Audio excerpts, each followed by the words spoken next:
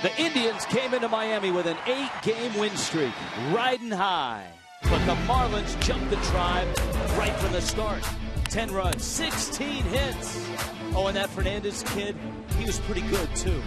8 innings, 3 hits, no runs, 14 strikeouts. Tonight it's time for Turner, Jacob Turner. The 22-year-old goes for Miami's 4th straight win. Marlins Indians on a Saturday night. To the top I climb.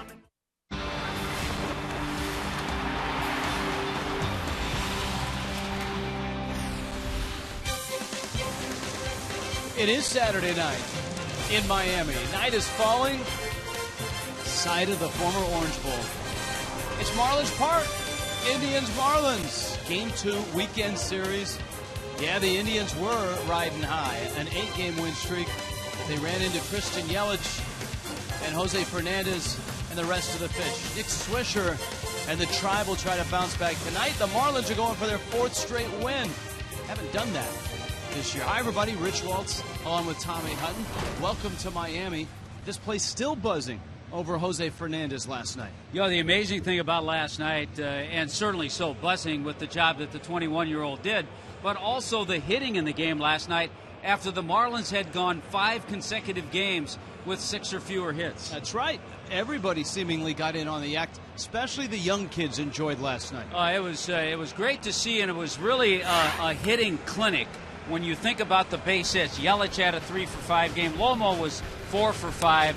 But if you think Echeverria, his hits, 2 to right, 1 up the middle. Yelich, right field, left field, center field. Marisnick hit his balls all over the place, as did Logan Morrison. So the key to the base hits last night, they used the entire field.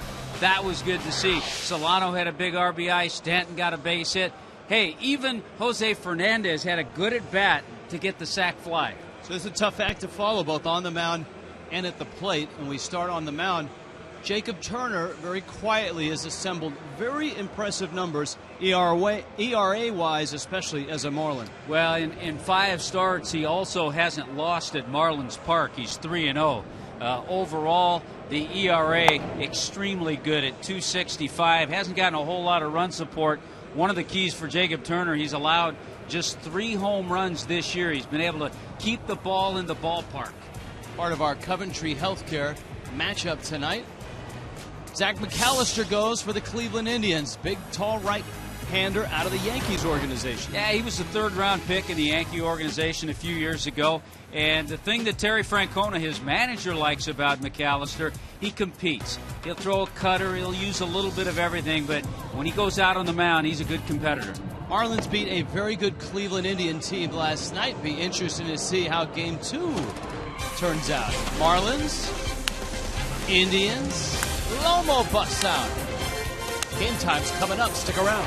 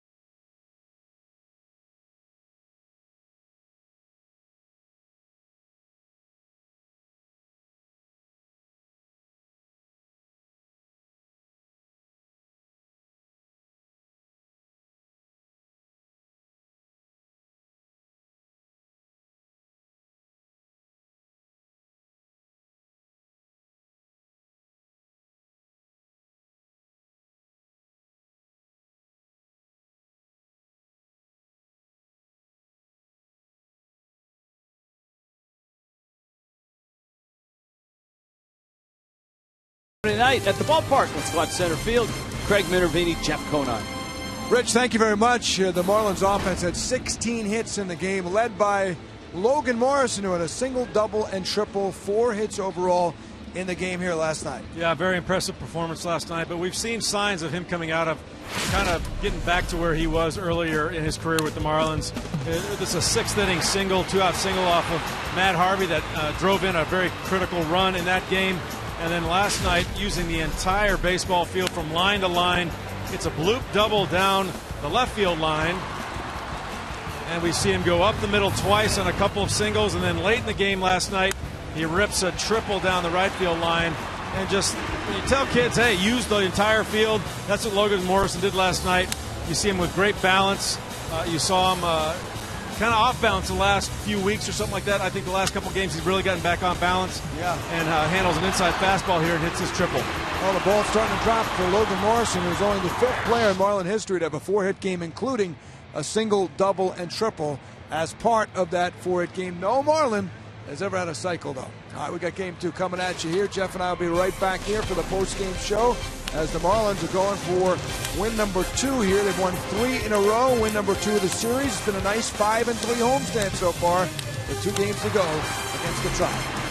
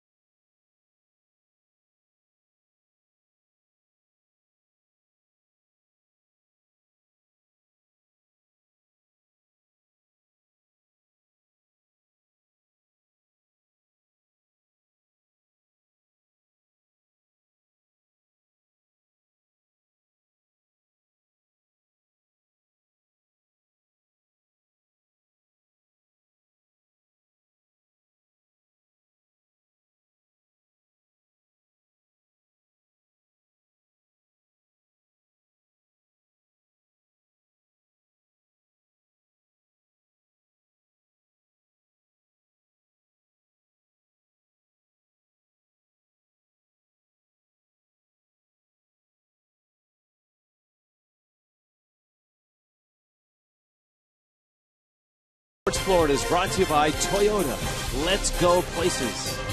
By AT&T Uverse TV. Check availability 1-800-PICK-AT&T. Rethink possible. By Just for Men Mustache and Beard. And by Checkers. Feast on. Come on inside Marlins Park. Indians and Marlins ready to go. The Fish trying to follow up on what was a 10-0 win last night. Here come the Indians, brought to you by J.M. Lexus. Speedy Michael Bourne is in center field. Nick Swisher is at first base. All-star Jason Kipnis at second. As Drupal Cabrera booted a couple balls last night at short. Michael Brantley's in left. Carlos Santana, the switch-hitting catcher. Ryan Rayburn is in there. A couple of home runs for him 2 nights ago. Lonnie Chisenhall's at third base. And Zach McAllister hits ninth. Jacob Turner, pinch a penny first pitch, and he misses down low to Michael Bourne, who was 0 for 4, but he had company last night. The Indians had just 3 hits against Jose Fernandez. 1 ball, 1 strike. Yeah, I was about to say one of the keys against this Indians lineup for Jacob Turner, keep Bourne off the bags. Not too many reached the bases last night. Good numbers for Jacob and even better numbers at home.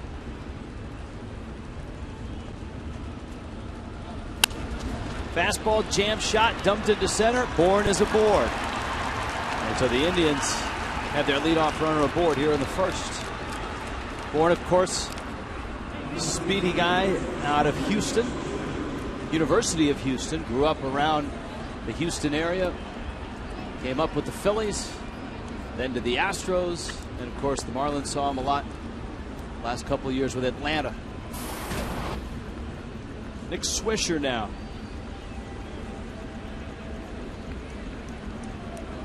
Swisher, the gregarious first baseman, a switch hitter. Born away from first. 13 stolen bases, but he's been caught 8 times this year. The pitch is fouled back. Yeah, I think you really have to be careful with him over there, number one, because the fact that the Indians were shut out last night. So they're going to try to do everything just to get on the board early. And, of course, Bourne, 13 steals this year, but he had a stretch 3 years in a row where he led the National League in stolen bases. Yeah, 3 stolen base titles. Bourne, of course, a Gold Glover a couple times, an All-Star a couple times, and a late sign. We talked about that last night. He and Kyle Loesch, free agents that didn't sign till closer to spring. 4 years, $48 million for Bourne. He's running on the pitch, got a good jump. Brantley's throw, not in time. Stolen base number 14 from Michael Bourne. And yes, he did. He got a real good jump. He stole that bag off Jacob Turner. He's about 2/3 of the way there by the time Brantley gets the pitch.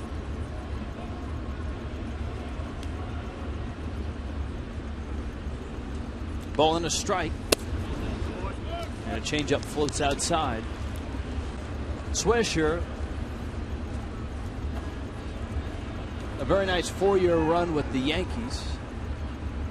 His dad was a major league catcher and an all-star for a season. Steve Swisher. Played against Steve Swisher a lot. He was with the Cubs, with the Cardinals. Very good defensive catcher. Give you an occasional home run.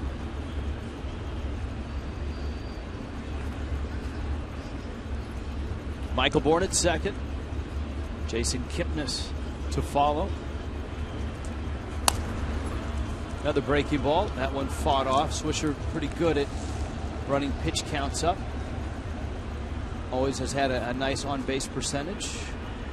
No surprise, an Oakland Athletic draft pick out of Ohio State. 3 seasons in Oakland. Spent 1 year with the White Sox before going on to New York. 2-2. Turner misses in. Well, that's a really good pitch. It's probably off the plate, and it was barely. But a borderline pitch, but that's the kind of at-bats that Swisher has. He's extremely patient up there.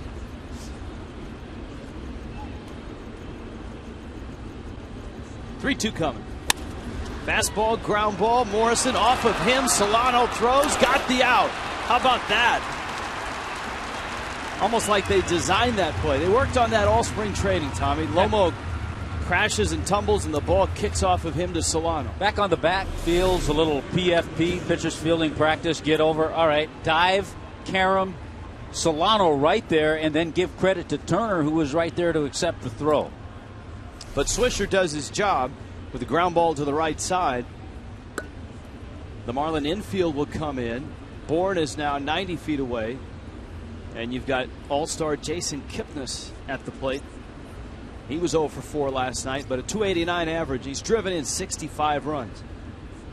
Kind of interesting bringing the infield in. You don't see this a lot in the first inning when you have the meat of the order, the number 3 hitter up there. But Mike Redmond's choice, bring that infield in.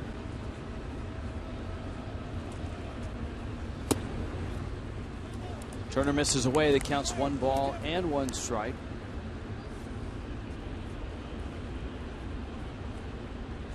Kipnis, the American League Player of the Month in June.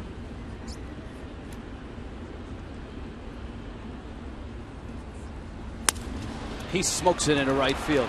Base hit, run scored, and Cleveland's on the board. 66 runs driven in for Kipnis this year. Well, he's just a solid player. We talked about that last night. He gives the Indians solid defense, but certainly some good offense. Last year, 14 home runs, 76 RBIs. That's RBI number 66 for him this year.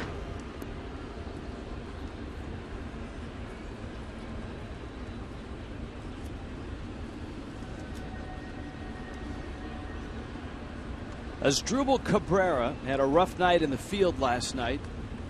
And don't sleep on Kipnis. He has more stolen bases than Bourne.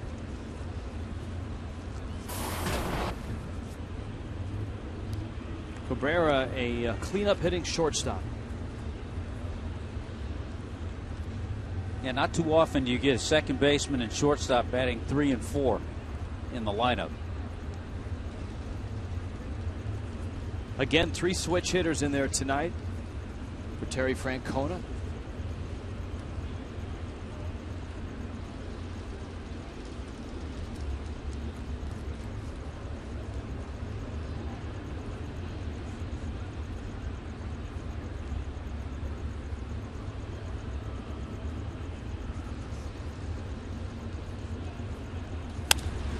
And Cabrera drives one right center field deep. Marisnick has room, and he makes the catch.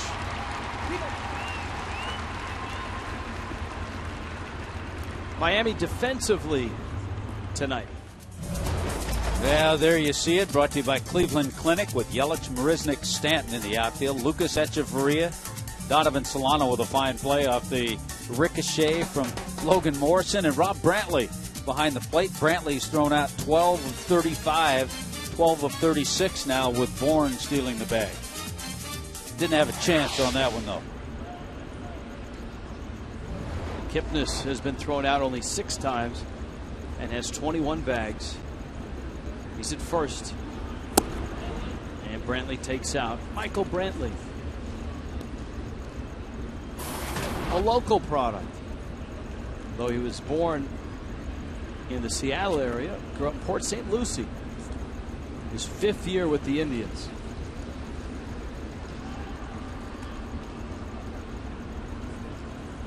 Originally with the Brewers organization, he was the player to be named later in the CC Sabathia trade. Remember when the Brewers, I don't want to say rented Sabathia, but had him for a brief time? Brantley came back Cleveland's way. CC Sabathia put up Hall of Fame numbers in that brief time he was with Milwaukee, too.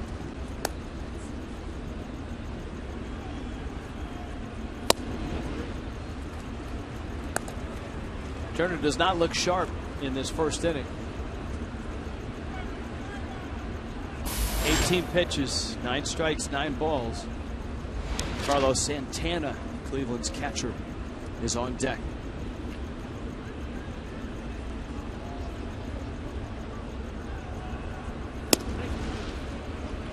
Strike, and it's 3-1. Afternoon baseball has almost concluded. The Braves and the Phillies are 4-4 in the bottom of the 10th in Philly. Mets lost to the Royals in 12, 4-3, and they lost David Wright. The hamstring that he tweaked here, he injured it more severely last night. Yeah, a Justin Maxwell home run for Kansas City beat the Mets. Newly acquired from the Houston Astros. Yeah, right. Last night trying to beat out an infield base hit. You could see him really come up lame and immediately went on the disabled list. Well, here the other day, a slide into second. He was checked then, and he was checked at third. Runner goes, swing and a miss. Turner strikes out Michael Brantley. But the Indians are on the board. They get a first inning run and lead it 1-0.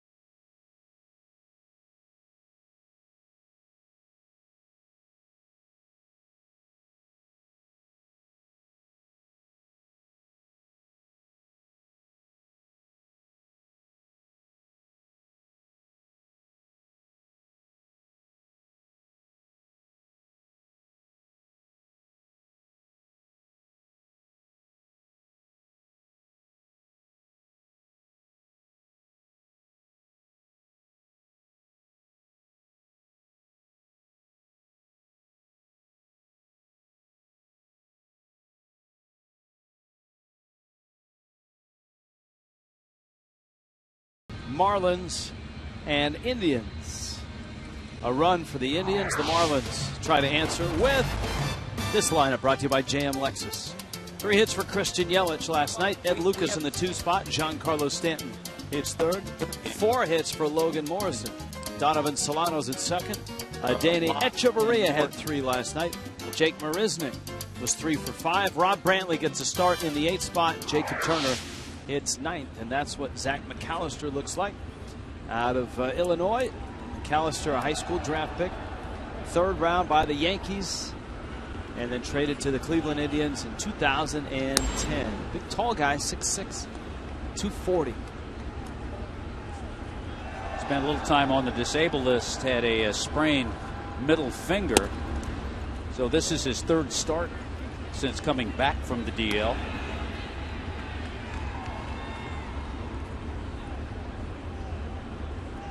Christian Yelich, Ed Lucas, Giancarlo Stanton. That one sails outside. Angel Hernandez is calling balls and strikes tonight. Paul Nauert gets the plate tomorrow. Doug Eddings is at 2nd. David Dubuque did a fine job last night behind the dish. 2-1 pitch is fouled off, and it's 2-2.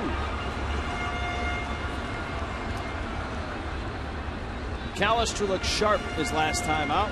7 innings, 5 hits, and a couple of runs.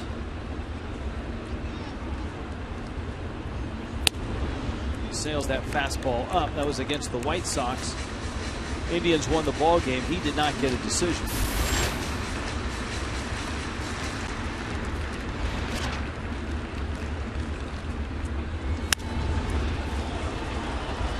Into the seats, and the count stays at 3-2.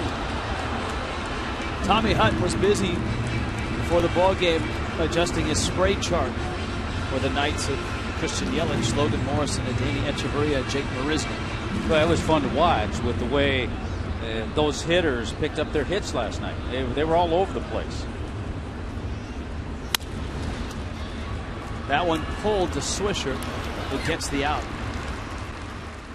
Indians have some good defenders. They've not been a good defensive team overall this year. And the Cleveland Clinic appropriately brings you the Indians defense. Well, we talked about the outfield last night. Ryan Rayburn sneaks in there tonight in right field with Brantley and Bourne filling it out. Chisenhall, Cabrera, Hipnis, Swisher, Carlos Santana, they kind of have some parts that they can interchange. But in the National League, where they can't use the DH, see Santana, sometimes he DHs, sometimes Swisher DHs. Sometimes you'll see Santana at first base and Yan Gomes behind the plate. In fact, Gomes and Rayburn were the 2 hottest hitters for the Indians coming into last night, and neither were in the lineup. Yeah, they'll use Mark Reynolds sometimes at DH or at first base.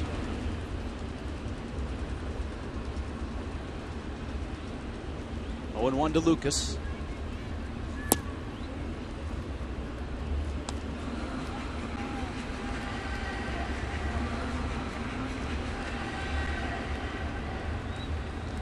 Here's the 1-1. He's out in front 1-2. Let's scout Zach McAllister. Check in on the 25-year-old, see what he has to offer. We've talked a little bit about it. Long arm delivery. Gets that cutter. The slider's kind of like a cutter. Has some sink, and he'll use a changeup, but he also will throw a split. Tell me you didn't call his dad for that scouting report, because his dad is a scout. A long time. Struck him out. Lucas caught looking, didn't like the call. First strikeout from McAllister. Here's a look at it. Well, it's a high strike. It's probably in the zone just barely. It's a strike a lot of umpires don't call, but if you register that and you go, okay, he's going to call that high strike, be ready for it. Yeah, McAllister's father, Steve's a scouting supervisor for the Diamondbacks right now.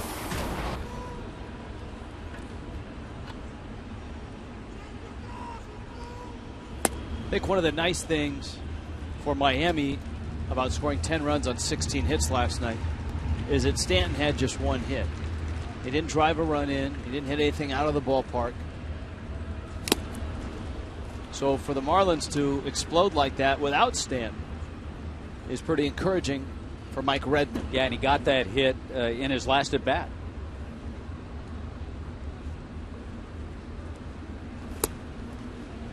Well, you talked about it because we had brought up the topic last week or so about getting Morrison on track, getting him hot.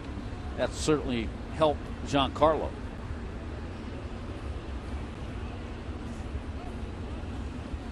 Two. Wow. That's a pretty good pitch, and I think when we look at Fox Tracks, pitch number 5, it's right on the black. Every bit as good as the high strike that was called on Lucas. So a break for Stanton. And let's see if McAllister throws him another fastball. Yeah, he did. He challenged him at 93 miles an hour. That's part of the inside scouting report on McAllister, how he competes. He goes out there, okay, 3-2, just come back with another fastball. Now, I don't know if he'll throw 3 in a row. We'll see. He did, and that one was called strike 3. 1-0 Indians.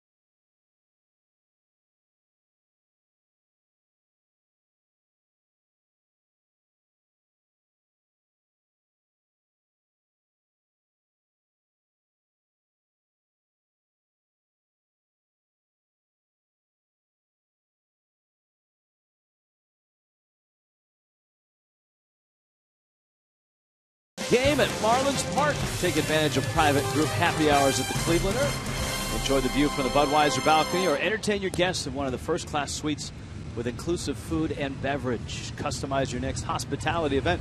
Go to marlins.com/groups today.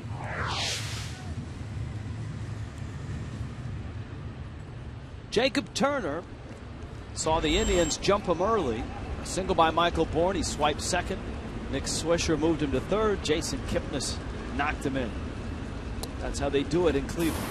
And they do it to the tune of a 60-49 record. The Indians had an 8-game win streak going into last night's ball game. Cleveland 3 games behind the Detroit Tigers at start of play tonight. Detroit has a 1-0 lead over the White Sox, top of the second. That ground ball pulled foul. Well, this is an offensive-minded club. They're 4th in the American League in runs scored. They are, however, no longer a wild card team. And I know this changes daily, but Terry Francona's team going into play last night had the second wild card spot behind Tampa Bay. Swing and a miss. Turner finishes off Carlos Santana. Onto the Toyota trend. 16 days atop the Central. Have not trailed first by more than 5.5 games. So 3 games today. The wild card spots in the American League right now. Tampa Bay is number 1.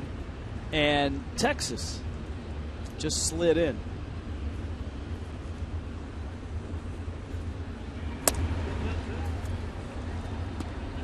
Well, Tigers are going to be tough to catch. They had a terrific game last night, pitched by Doug Fister, beating the White Sox 2-1. Rayburn takes down low, and you saw in those standings, not only did Texas slide in there, but Baltimore with a win last night. They're both at 61 and 49, bumping the Indians a half game out.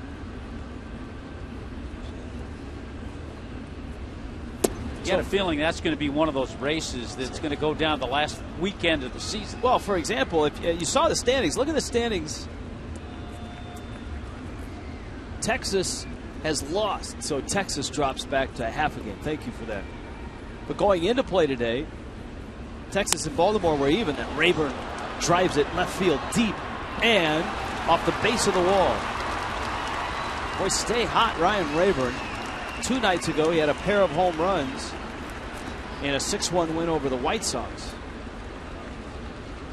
It's one of those years where you could have a playoff for the second wild card spot, a one-gamer for a one-gamer, and then on to a division series. Hey, one thing about Ryan Rayburn, when he gets hot, he gets hot. He had a stretch earlier this year. He was 11 for 12. Which is odd because he really struggled last year. Rayburn hit just $171 in 66 games for the Tigers. Lonnie Chisenhall drives one foul and out of play.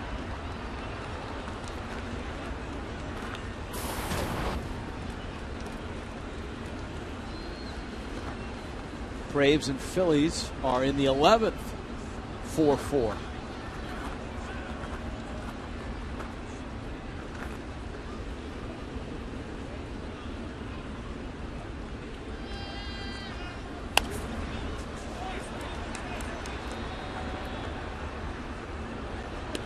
Atlanta's win streak going into play 8 games. And their lead in the East is a ridiculous 11.5 games over the Nationals. They're the only team in the National League East over 500. That's amazing. Nationals are scoreless in Milwaukee tonight. 0-2. Got him. Off the end of the bat, Chisenhall strikes out. Turner struck out 3 of the last 4 he's faced. And now he gets McAllister with Rayburn still at second. He looks a little more settled in, a little better rhythm here in the second inning. Good pitch to strike out Santana. A good one there to get Chisenhall. He's got a way to get out of this inning, facing the pitcher, McAllister.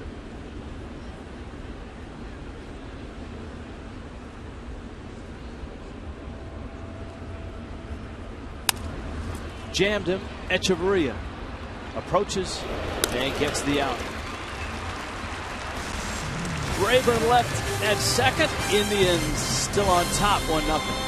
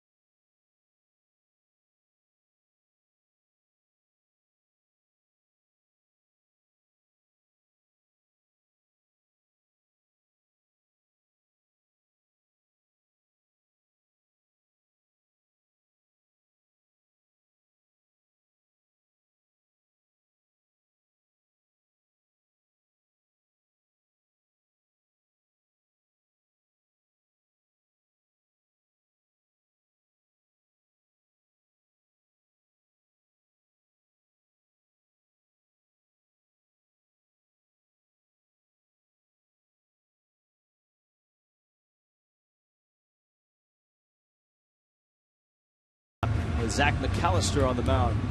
Cleveland, Terry Francona in the dugout. Nice turnaround for Cleveland. So the question, the AT&T U-verse Twitter poll, can the Indians catch the Tigers? Or if the Royals get incredibly hot, can they hang with the Royals? Can they win the American League Central? Hashtag CLE champs. Hashtag CLE no. So last year, Terry Francona, national television every week for a game of the week. This year, back in the dugout with the Tribe. Wonder what he's done with all his ties. That's our homework. I'm going to ask him tomorrow. Hey, the best stories to ask him was when in 1994 he was managing in Birmingham, Double-A teams for the White Sox. He had a certain and one of his players, a guy by the name of Michael Jordan. He's got some great stories.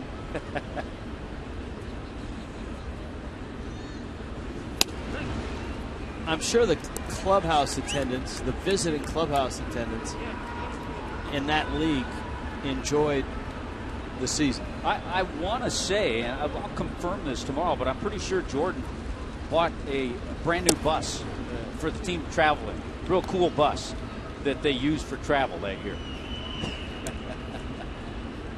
Logan Morrison, Donovan Solano, Adeiny Echeverria. Morrison last night 4 hits, drove in 4. 2-1 coming. And that one's not going anywhere, but to Lonnie Chisenhall at third. Tonight's telecast between the Indians and the Marlins is copyrighted and it's presented by the authority of the Marlins and not be reproduced or retransmitted in any form. And counts and descriptions of this game may not be disseminated without the express written consent of the Miami Marlins. We got to get the woman in the. Have you been on a Delta flight lately? They've got that in-flight video. There's a woman. Yeah, they use videos now instead of having the the whole thing read live. But there's a woman there that shakes her finger at you. No smoking. She's famous now. Now that's who we need to have read. It's not like that. It's not like that on our United team charter flights. Yeah, good point, Tommy. I forgot. I stepped out of bounds, didn't I? I covered you, though. Thank you.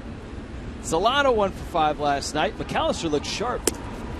And he sends that one out. The count's 1-2. He's one of those guys, Rich, when you look at his minor league numbers, pretty good. 157, lost 39, had an ERA in the minor leagues about a little less than 3.5. Liner down the right field line. Well hit and foul. Wow. That was close. Paul Nauert, the first base umpire, had the best look. Solano did too.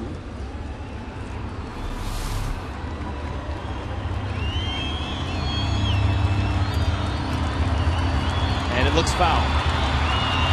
I think the key there is that you didn't see much of an argument from Donovan Solano because he had as good a look.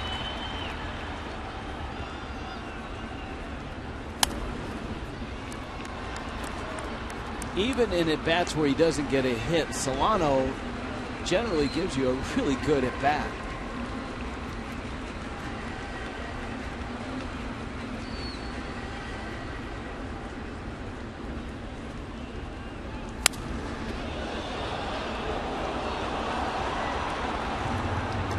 Yeah, even that swing's a perfect example. He was staying back. He's really let the ball get to him well, but all of a sudden McAllister tried to go inside, and Donovan was able to pull the trigger and get to it quickly. 1-2. And McAllister finishes him off. 3 strikeouts for the 6'6" right-hander out of Illinois. And, of course, growing up in Illinois, a Cubs fan was Zach McAllister. Adeiny Echeverria. Echeverria 3 hits last night. McAllister's been out in front of everybody Seen his fastball 94 that he took a little bit off, little cut to it. Another pop up, and Kipnis makes a running catch behind first base. 1-2-3 inning for Zach McAllister.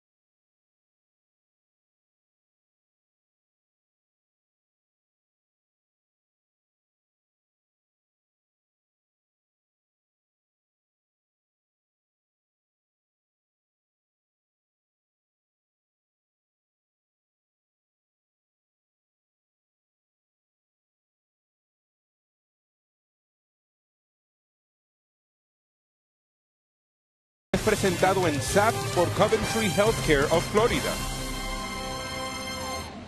Press the SAP button on your set, and Joe and Cookie appear.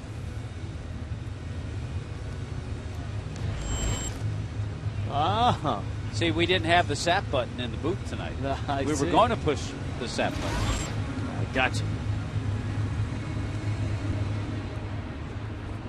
Michael Bourne, Nick Swisher, Jason Kipnis. For the Tribe. But it is Joe and Cookie tonight.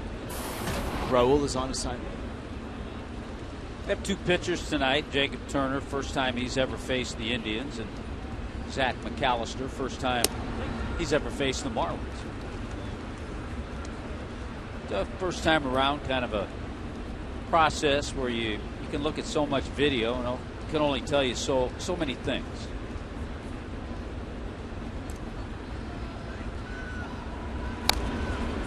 Bourne gets it off the end of the bat, and the count's 1-2. You talked, Rich, about how Michael Bourne started off with the Phillies and then went to Houston. It was in Houston where he really started to put things together a little bit better as far as on-base percentage.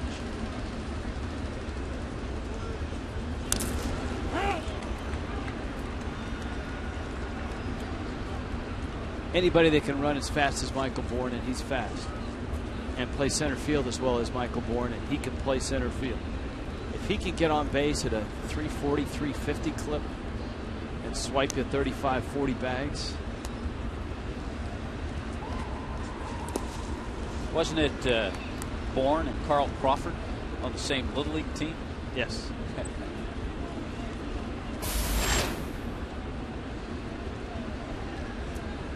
In the Houston area. Chris Young came out of that area as well. Outfielder. Chopper in the hole. Echeverria got to hurry. He does, and he doesn't get him.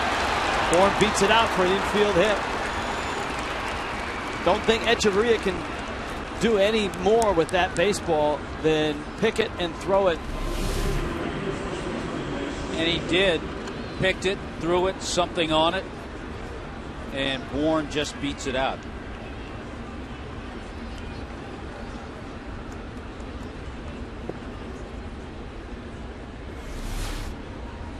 So I have to say, if Echeverria can't make that play, there isn't a shortstop that's going to throw him out.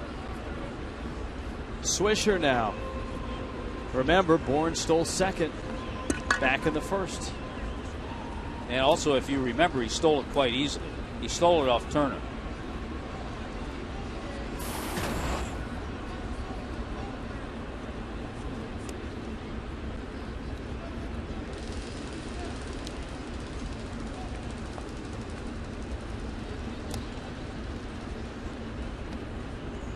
Swisher's the type of guy, he's not your prototypical number 2 hitter. He's a guy with over 200 career home runs. He's a switch hitter. He does see a lot of pitches. It looks like he focuses up at something in deep center field and then refocuses on the mound when he settles in. He's always done that. I mean, he looks upward, and then once he focuses back down at the pitcher, he's ready to go.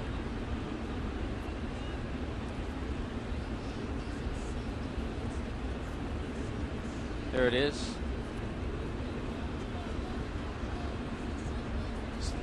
Checking out his picture up on Marlins Vision.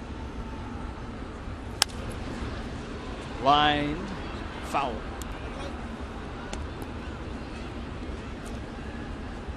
He's looking up saying, you know what? That's a good likeness. Yeah. Rock and Roll Hall of Fame is behind him. It brings a lot of energy to this team. Certainly experience. Well, the playoff cachet that he has as well is significant. 6 of the last 7 postseasons. Bourne still at first. Counts 0-2.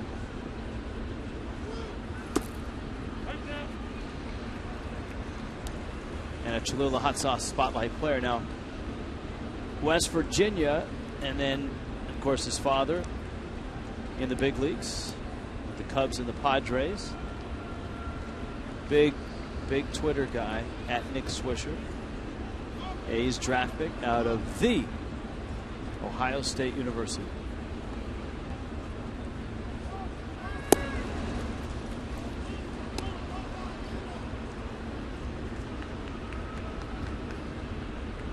And I think he alone was responsible for the game times being so long with the Yankees and the Red Sox. Or he and probably 5 or 6 other guys just like him who would chew up pitch counts during their at-bats. Swisher off the end of the bat. That brings Marisnick charging in. And he makes the catch. You get a real sense of how well Marisnick runs on a ball like that after he takes a step and really gets going. Mike Redmond was talking about just watching Marisnick in single A and how he runs better than you think he can at that size. But he's got those nice strides, too, that get him to balls quickly, covers a lot of ground. He's done a nice job defensively, and just looking back after his 0 for 14 start, he's hitting .360 after that time.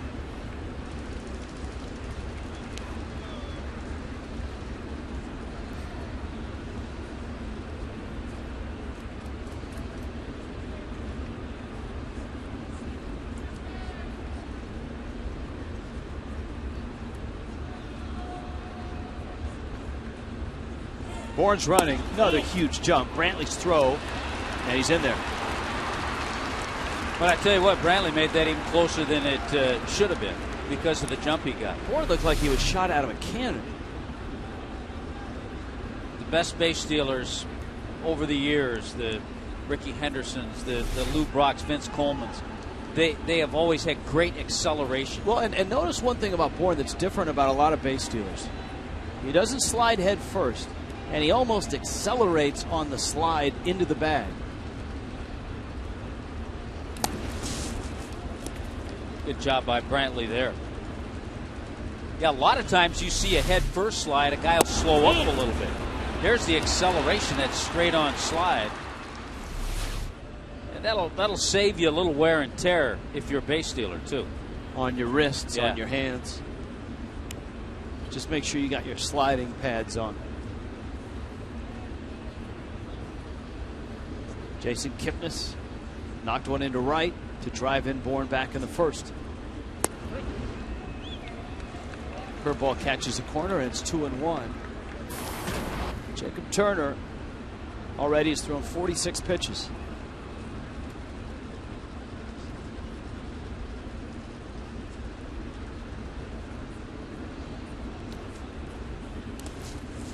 Brantley knocks it down. Bourne's on his way to third. The throw goes into left field. Picked up by Yelich. Bourne will score on a throwing error by Rob Brantley. Well, you have a wild pitch, you have a throwing error, and just like that, the Indians get their second run on the speed of Michael Bourne.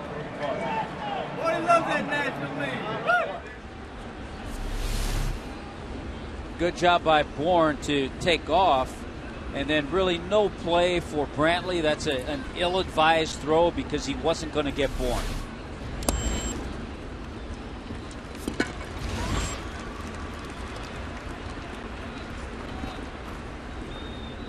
Turner misses down low, and Kipnis arrives at first.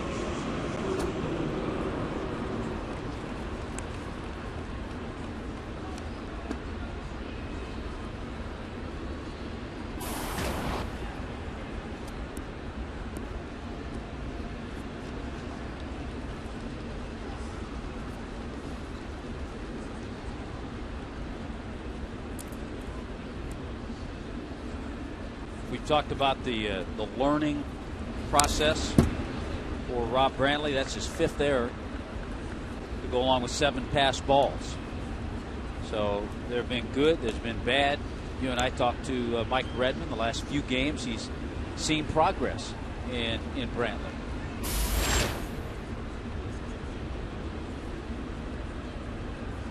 Well, with the lefty on the mound tomorrow, Scott Kazmir.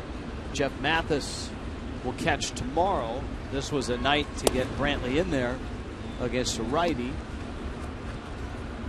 And right now we're going to see a lot of the bullpen because Jacob Turner is not sharp. He's had trouble commanding a fastball. He's had trouble with his breaking ball.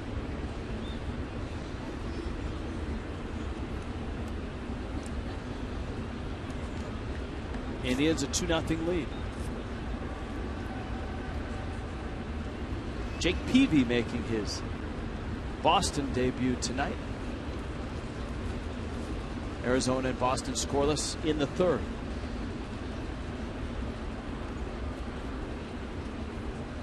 Kipnis is leaning, and Turner steps off.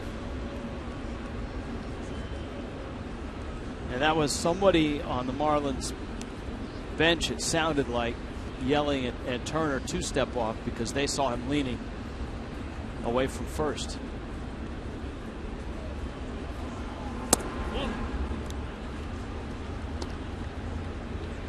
And for the most part, the Marlins pitching staff, the starters in particular, and Jacob Turner as well, for the most part, they've held runners pretty good this year.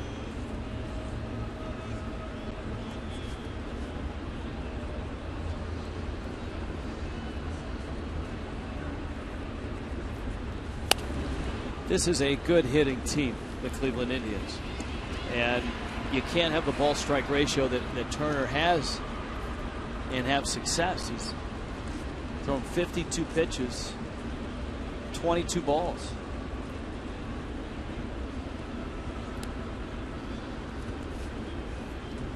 Turner's had a remarkable run once he joined the Fish.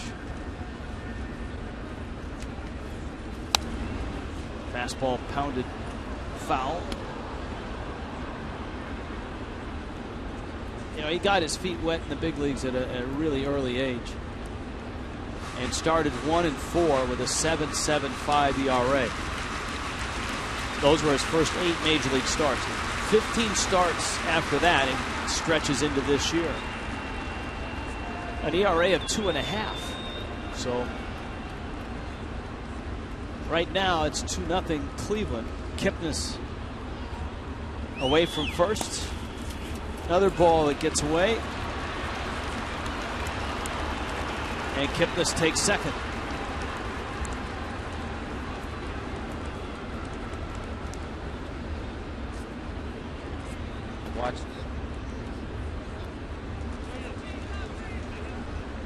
Full count, 3-2.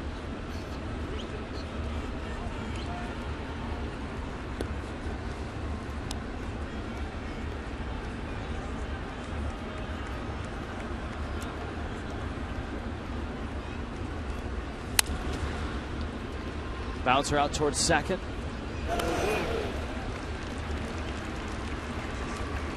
Michael Brantley with 2 outs. Chance to drive in Kipnis. A pair of wild pitches.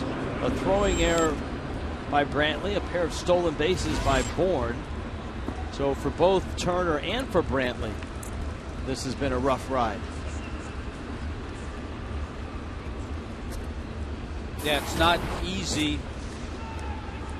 to catch a pitcher who doesn't have his command. Jacob Turner's bounced a number of breaking balls, so it's a battle for any catcher. But you know, if you keep it in front, the last one was a play you'd like to have seen Brantley keep in front. Then at least you eliminate the wild pitch.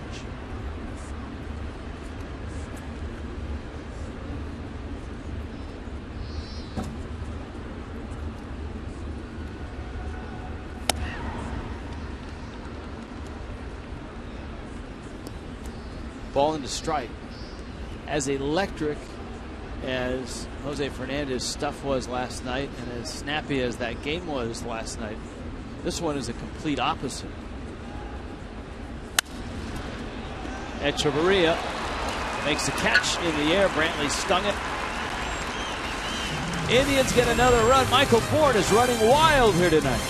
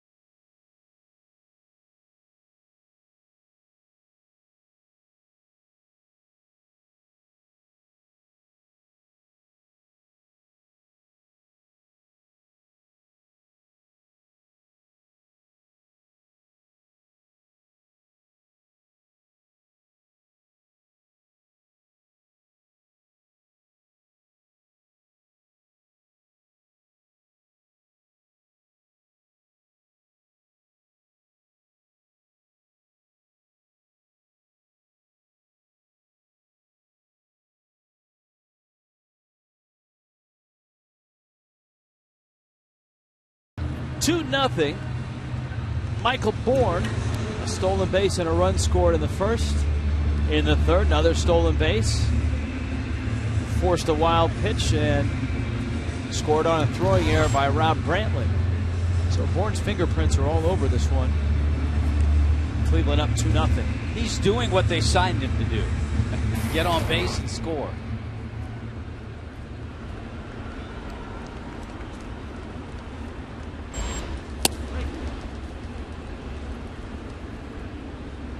In the meantime, Zach McAllister has had much better command. And there really hasn't been a ball hit hard off of him in the first 2 innings.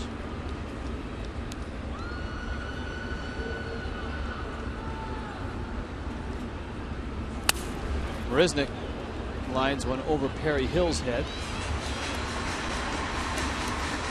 Marisnick, Rob Brantley, Jacob Turner.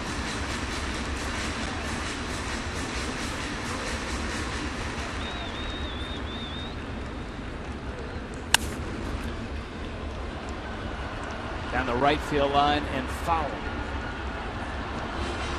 Yeah, mentioned it last inning with Jake Marisnik, who had that 3 for 5 night last night. 7 for 17 his last 5 games, but if you go back, he had the 0 for 14 start, 9 for 25 since that time. Behind first, Kipnis lands himself under it, makes the catch. McAllister, 3 pop-up outs, 3 strikeouts, and a little tapper to first. He's been dominant.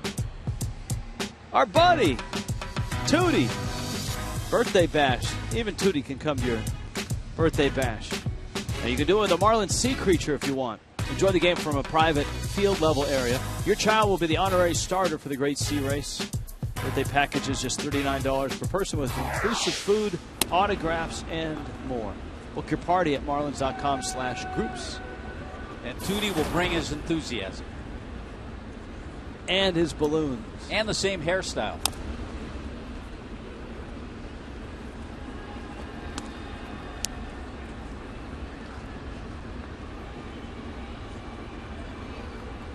Yeah, the one thing McAllister's done well, first pitch strikes, 7 out of 8. So his command is spot on tonight. And the Marlins haven't sniffed a hit. The Solano line drive that was fouled on the right field line, their best contact of the night. And this game is, and there's certainly a lot left in this game, but it's the example of the old saying, your momentum is as good as your next night's starter.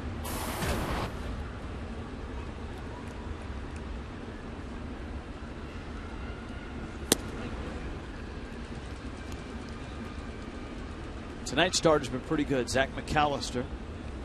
Jacob Turner, 3 hits this year.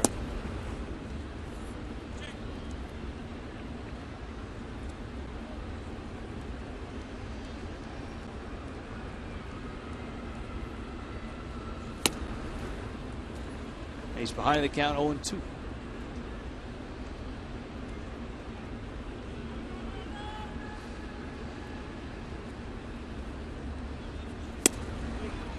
That would be strike 3 called. Zach McAllister has retired all 9 that he's faced here tonight.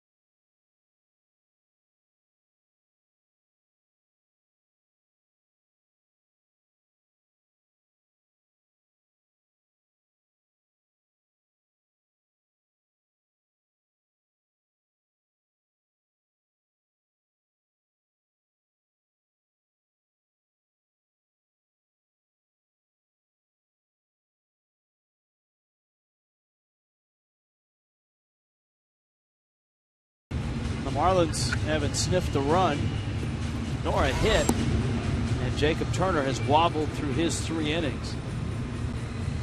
The good news for Turner, it's still 2-0. The bad news is the Marlins aren't scoring him any runs, and that's been an issue. They have not supported Turner much at all. He's in nifty ERA of 2.65 coming in, but just 3-3. Boy, you talk about contrasts. Last night, through 5 innings, Jose Fernandez had thrown 62 pitches. Tonight, through his first 3 innings, Turner's thrown 58.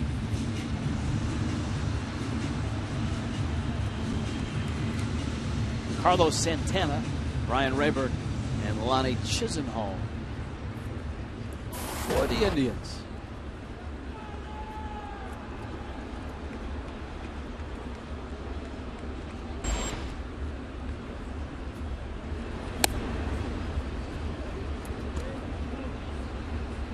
Dodgers beat the Cubs. Chris Capuano got the win. The Dodgers have won 13 in a row on the road, and that's a franchise record, Tommy.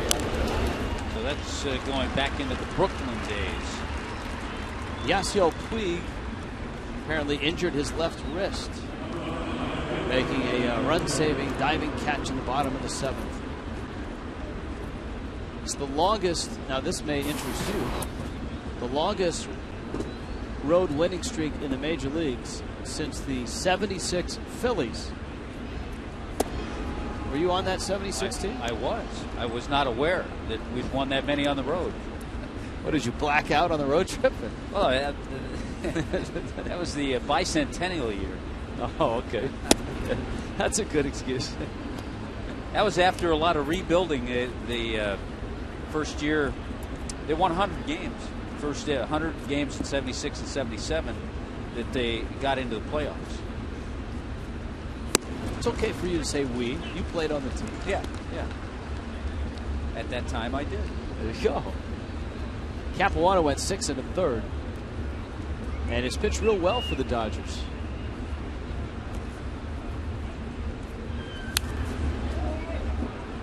Rayburn fouls it back. Ryan Rayburn, as we pointed out, a hot Indian right now. The 2-homer game 2 nights ago. 6, actually 7 for his last 12 with 2 homers.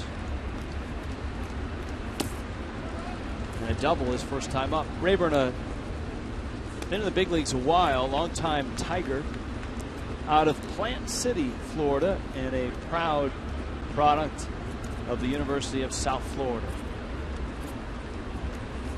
A dozen years in the Tigers organization. And he walks.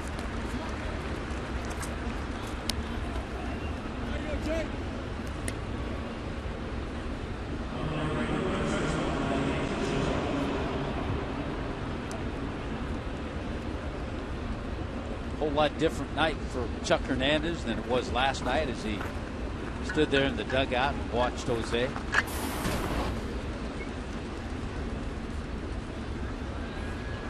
Here's Chisenhall. And again, the ball strike ratio for Turner is a mess right now. 30 balls, 37 strikes, 67 pitches. Yeah, we see him a lot free and easy. Looked like that last fastball he tried to overthrow and fell out of it. Ended up throwing it up and away. But again, I mean, for Turner, it's just a 2-0 ball game. And even though his pitch count is up there, it is the 4th. If he were to get a couple of quick outs, he could get through the 5th. Hey, you'd like to see him. Something he's done. 9 of 11 starts, he's gone 6 or more innings. He's going to have to go some to do that here tonight.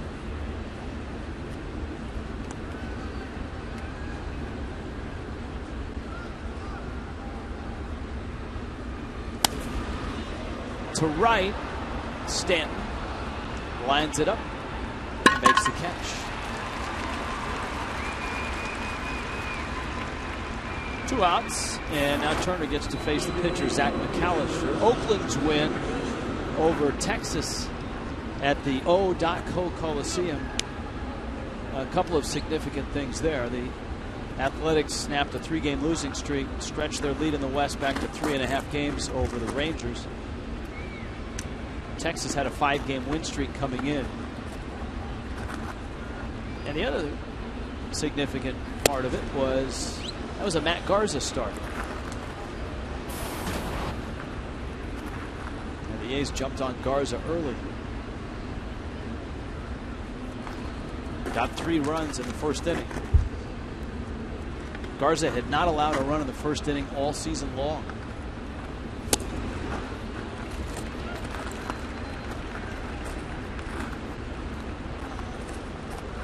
Tommy talked about that home run by Justin Maxwell. That was a pinch hit home run in the 12th inning as the Royals won against the Mets the day after the Mets lost David Wright to a hamstring injury. That's an opportunity here for Jacob Turner to get out of this thing with the pitcher up there.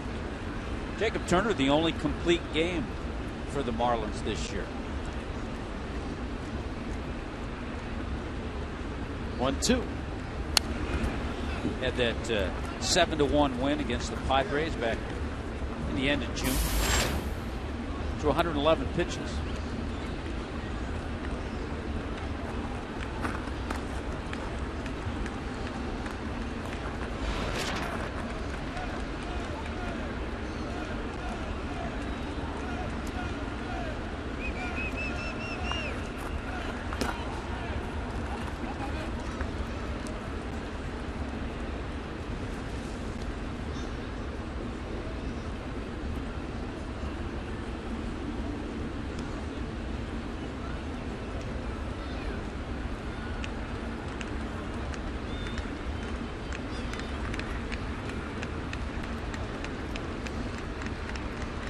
Two coming.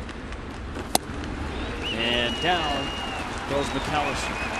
So Turner gets through the 4th. Indians still lead at 2-0.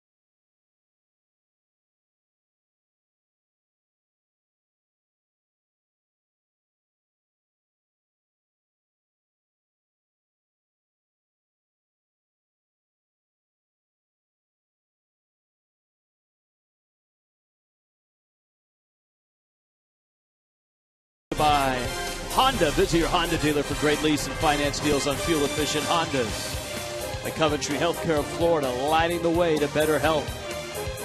And by Metro PCS Unlimited 4G data, talk, and text on Metro PCS Wireless for all. Downtown Miami, the Marlins certainly enjoyed a Friday night in Miami. It's Zach McAllister who's having a big Saturday night out, at least so far. He's retired every Marlin he's faced. 3 up, 3 down, first, second, and third. A strikeout in each inning, 4 total. The Marlins have popped up 3 times and have a couple of weak ground balls to the right side. Second time through now. Yeah, we'll see if there are adjustments to be made. We'll see if McAllister makes any adjustments. If you're throwing as well as he is, you just keep doing it until the opposition makes adjustments.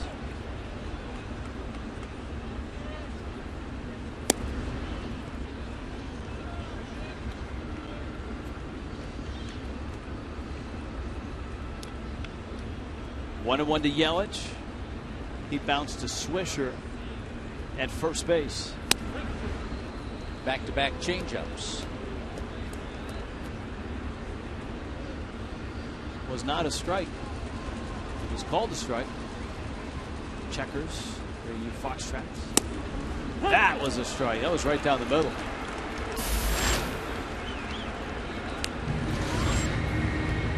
Couple of changeups and came right back and just froze Christian Yelich with a fastball that had a lot of movement. Looked like it was going to be inside. You freeze, and once you freeze just a moment, comes right back, catches the inside corner.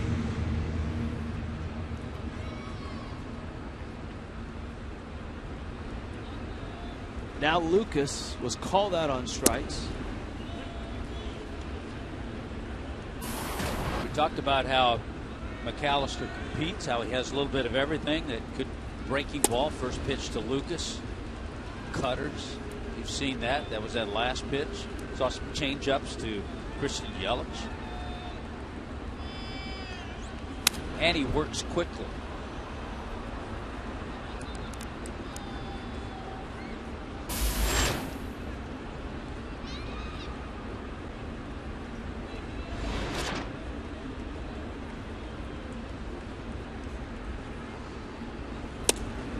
That's out. The Braves have done it again.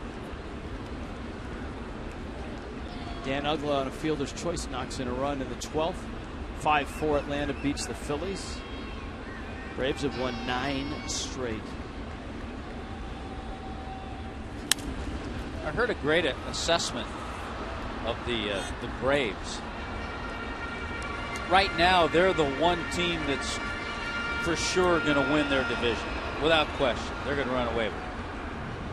Yet if you look at all the playoff teams, they might be the least that you would project advancing in the playoffs because they're starting pitching, especially with Tim Hudson gone.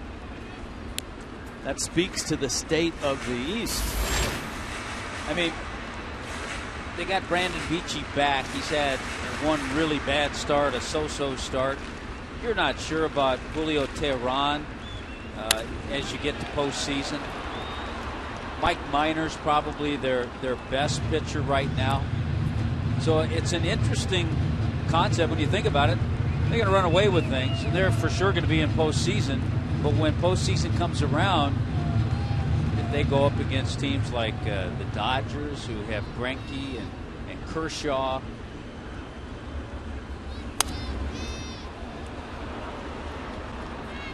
If you're looking for a foul ball and you're coming to Marlins Park, during an Ed Lucas at bat, it might be worth your while to move on over down the right field line. Lucas usually sends a steady diet of line drives that direction.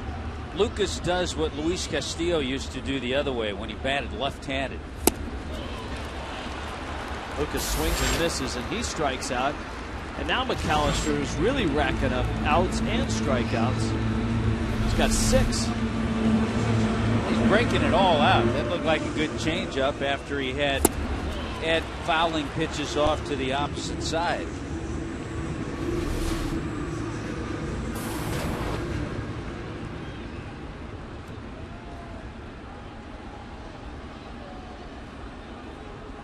McAllister's season high for strikeouts is 7. He's just 1 away from that.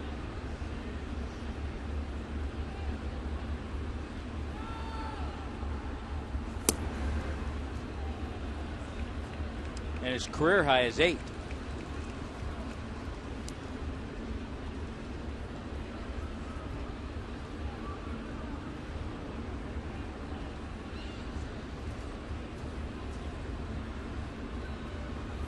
The Indians, with their uniforms, have a little versatility. You see the cap that McAllister is wearing with the Indian on it. Indians also have caps with just the block C. In fact, their batting helmets, these first 2 games, have the block C on it. There's a strike.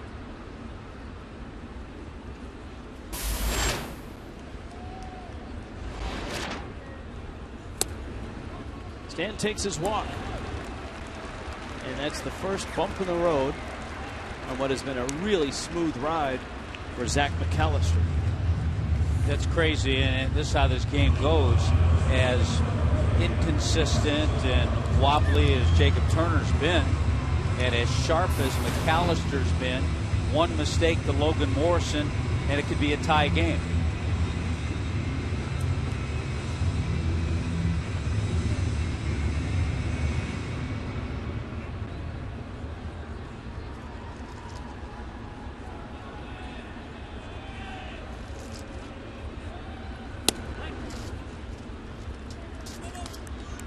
Oh, and 1.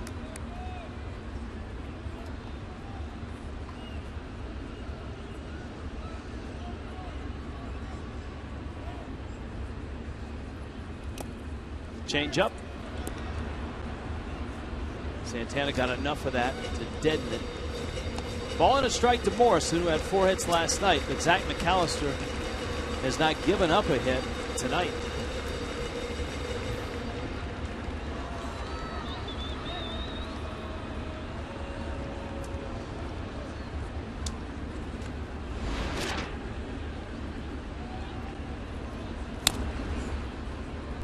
A lot of changeups, and he's used that pitch primarily to the left-handed hitters, even though he did get Lucas with it. That's the adjustment that he's made second time around.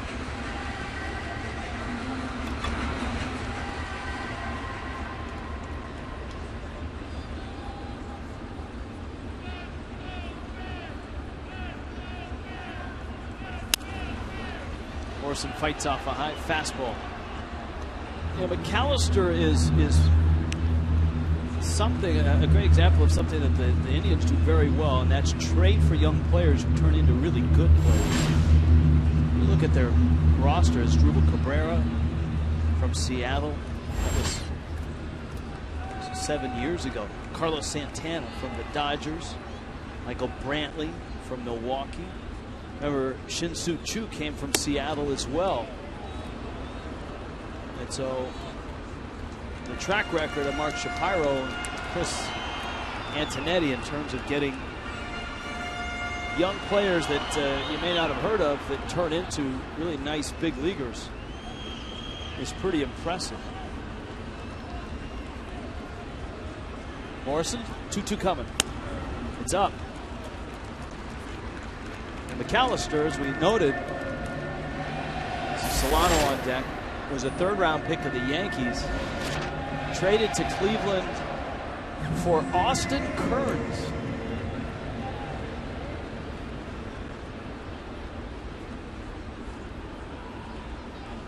Full count, 2 outs.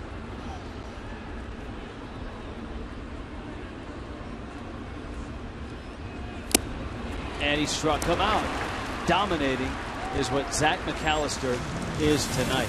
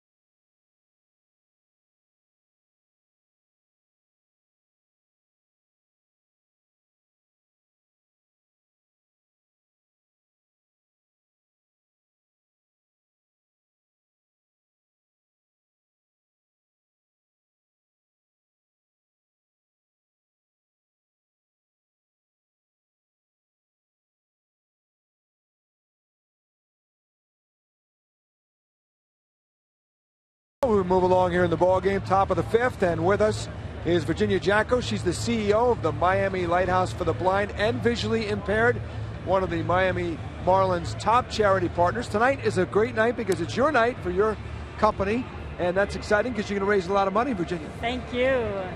Getting a nice check before the game of $25,000. How is that going to help? The $25,000 check will be used for free eye care for needy children here in our neighborhood between the Miami Lighthouse and the Marlins Stadium.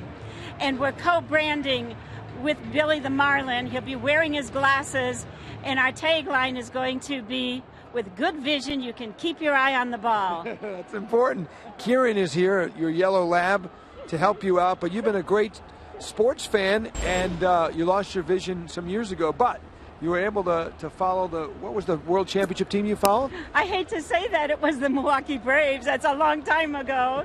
Who were your favorite players from that team, do you remember? Hank Aaron, Eddie Matthews. 1957 World Champions. What about vision rehab, as that's part of your program, not just for the blind, but those who have partial vision? Of course. So if it's a senior who's just struggling with age-related eye disease, we have a program for them. If you're a mother with a blind baby, it's on the increase. We have 100 mothers in our Blind Babies program with their little newborns to age 3, teaching the mother how to work with a blind child. School-age children, teaching them Braille, teaching them the Nemeth Braille Code, teaching them to be successful. Teenagers, getting them ready for jobs. And adults that lose their vision like myself. I'm able to do what I do because I, too, was once a client of the Miami Lighthouse for the Blind. And now you're the CEO. And now I'm the CEO, student turned CEO. I had a strong executive career, though, before I lost my vision. But I think I just lost my eyesight and kept my vision. Well, not only that, I bet you catch a lot of things that we don't catch. You like to listen to sports on the radio. I do. Like you'll hear for a baseball game, Dave Van Horn does the Marlins, of course, with Glenn Gefter. You could have the game on. Your husband can have the game on. You'll listen to the radio. And Dave gives great detail. I like the detail that Dave gives. And you did that with Mike English on the Heat, too, this year. I did that with Mike English on the Heat, yes. We've got great sports here, but I'm so grateful to the Marlins. I want to publicly say thank you for selecting us as their 2013 charity partner. Congratulations, and again, $25,000 check before the game to the Miami Lighthouse for the Blind and Visually Impaired. Thank you, Virginia. Thank you. Really appreciate this interview. All right. Rich and Tommy, back to you. Thank you. She was terrific. That was great.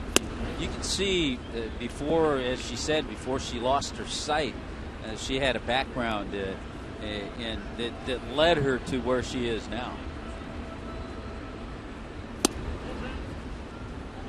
Jacob Turner had a nice fourth inning, and he has the first 2 outs here in the fifth. Turner, a lot of pitches early. He's at 81 right now. Jason Kipnis has been on twice, and he's on for the 3rd time with a 2-out single. We haven't seen Kipnis attempt to steal. This is a situation where you might.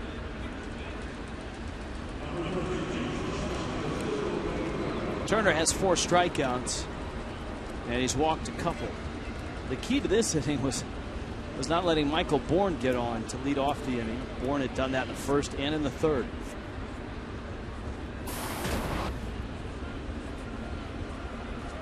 Here's Asdrubal Cabrera, who was flied out, bounced out.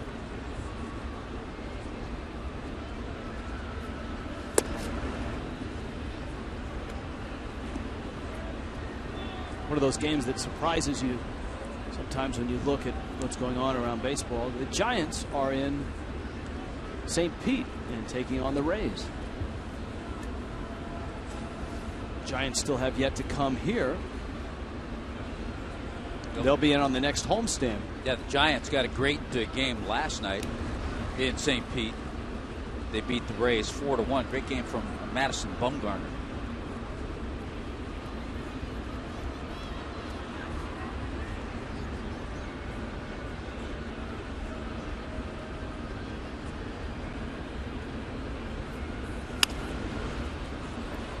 Maresnik better hurry, dives off his glove, and it kicks away. Kipnis coming to the plate, the throw home on a hop, and he is out! Oh, what a recovery! Brantley with the tag. With 2 outs, Kipnis was away with contact. Marisnik sold out and then bounced up and throws Kipnis out. Wow, what a throw by the rookie.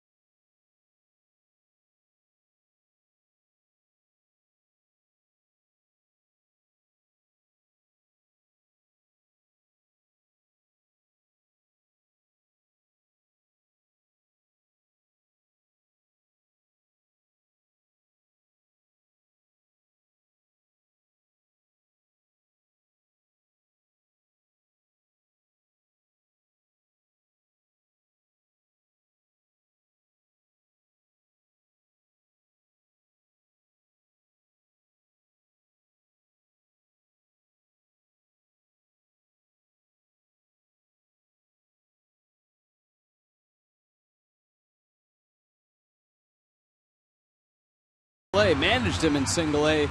Told everybody when he got here, this kid can really play center field. Well, there are a couple of things that are impressive about this play. Obviously, the throw, there's no question about that, but the way he was able to recover after the ball in a diving attempt, after the ball kind of trickled away, he was able to get to it, have the presence to turn, and then come up and make just a perfect throw to Rob Brantley.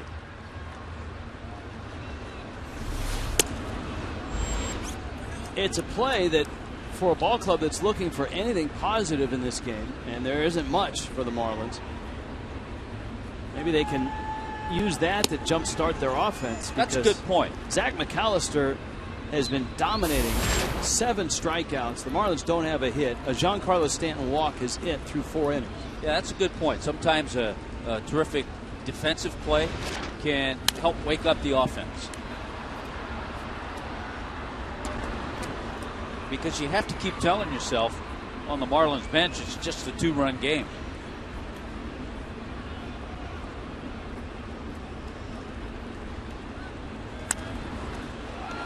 Solano to left. Brantley makes the catch. Just for men, mustache and beard play like a champ. Jose Fernandez was all of that and more last night. 14 strikeouts for Fernandez. Well, there were just so many things to add to the resume. First Marlin to have consecutive 13 or more strikeout games.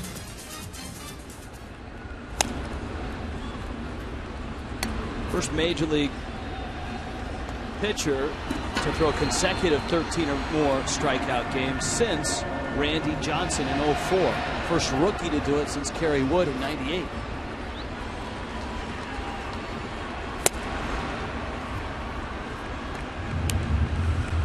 One more. You ready for one more? Sure. First National League rookie with 4 10 or more strikeout games since Cole Hamels in 2006.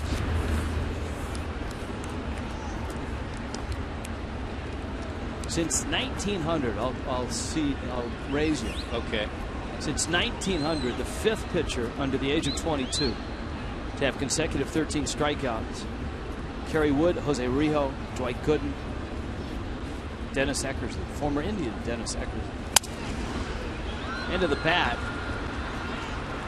And so it goes against Zach McAllister. I don't know if I should fold on that raise, but 14 strikeouts this year, the most by a National League pitcher. That's a good way to finish. That's what we were able to enjoy last night. Tonight, Zach McAllister is channeling his inner Fernandez. You know, we talked about his strikeouts. He's equaled his season high with 7. His career high is 8.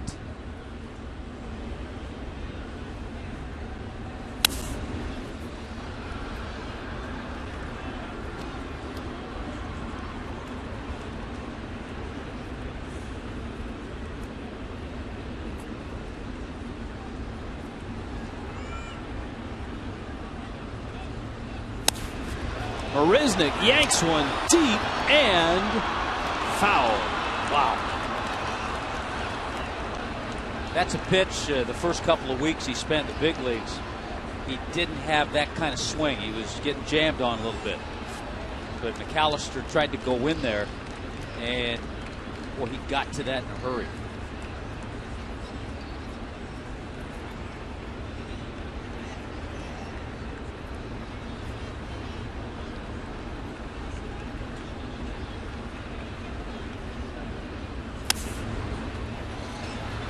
Gets jammed. 0-2.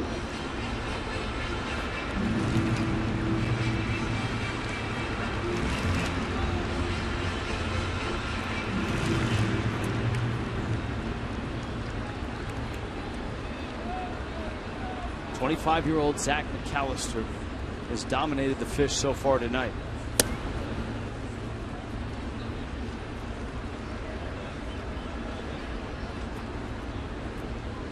Marlins with 16 hits last night, looking for number 1 tonight.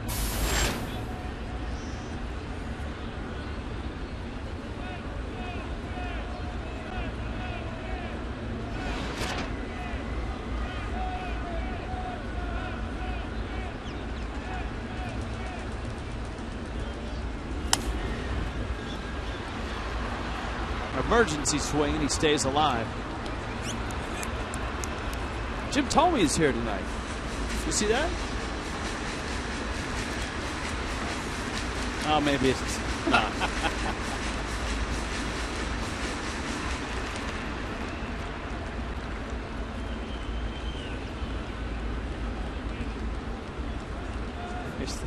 Here's the 1-2, and it's outside. There's a haven't had that discussion in a while, but there's a Hall of Famer, future Hall of Famer, Jim Thome.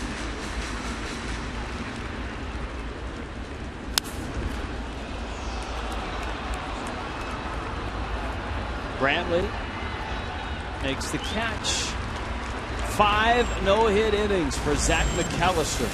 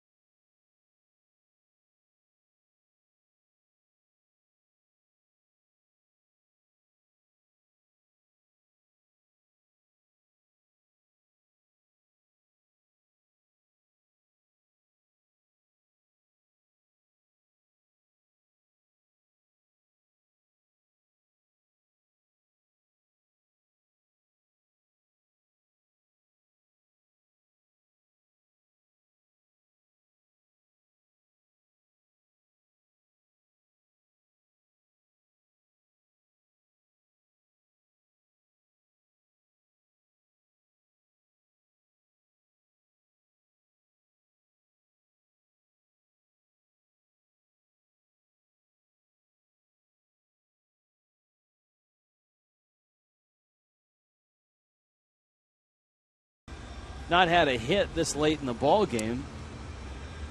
Matt Harvey, remember, was, Zach Wheeler was the one that had him without a hit in that Mets series. This is the Coors Light freeze cam. Let's freeze the tag. Kipnis trying to get around Brantley after the great play by Marisnik. Yeah, to top it all off, nice play by Rob Brantley to pick, turn, and get the tag for the final out of the inning. Marisnik's throw, remember, he didn't have a whole lot of time to get momentum. He just had to scramble, get the ball, turn, and throw, and still got something on it. Yeah, it was Zach Wheeler, my bad. In the 7th, Ed Lucas got a hit to break up the no-hitter. That was the extra inning ball game. The Nathan Eovaldi start. Marlins got 2 runs in that 7th to tie the game against the Mets. Of course it was an extra inning game. It was against the Mets. That's right. Michael Brantley pulls one on the ground. Morrison ventures way off the line, and Turner is there. An out here in the top of the 6th. All of a sudden, Rich, with a little settling in with the help of a nice defensive play from his center fielder, Jacob Turner a couple outs away from getting through 6 innings.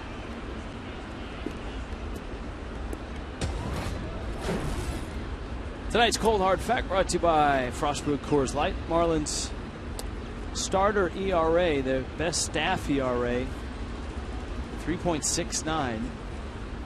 This is all time. You see the 2 World Championship years there, 97 and 2003. In fact, the Marlins rotation, if you backdate it to June 16th, have an ERA of 2.82. That's second in the majors, behind only the Rays of Tampa Bay. The Marlins have not allowed a home run in 10 consecutive games, nor have they allowed one here. Santana fouls it back. You can take it back even further. The Marlins have not allowed a home run here in this ballpark in 12 consecutive games.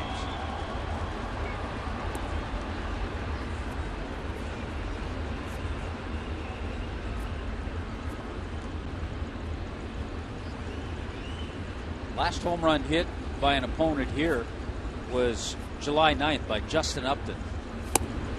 Swing and a miss at a breaking ball. Santana goes down.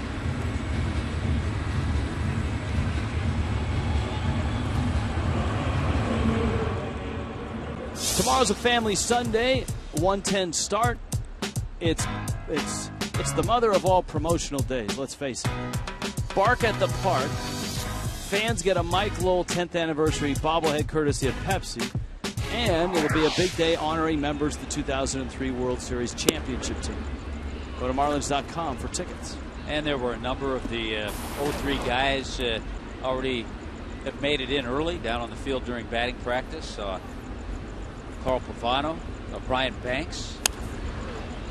Rayburn pulls it foul. Right-handed reliever Nate Bump. Of course, Jack McKeon was around. Wayne Rosenthal, Rosie, pitching coach for that team. There's some of the guys. And those are the Mordecai. Those are the early birds. There's Niner and JP and Red.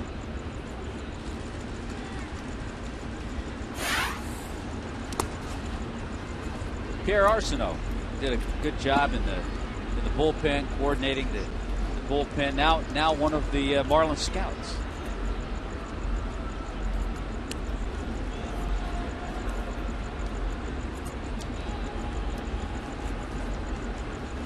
One, two. Ryan Rayburn has doubled and walked. We told you, Plant City, University of South Florida. 2 times on the disabled list last year. It was a rough year for him. 66 games. Had just 1 home run. He had some nice, solid years as a Tiger. not spectacular, but in 2009 had 16 homers.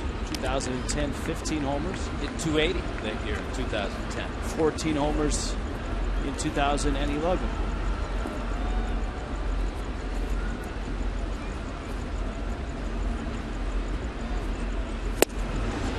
Turner strikes him out with a fastball.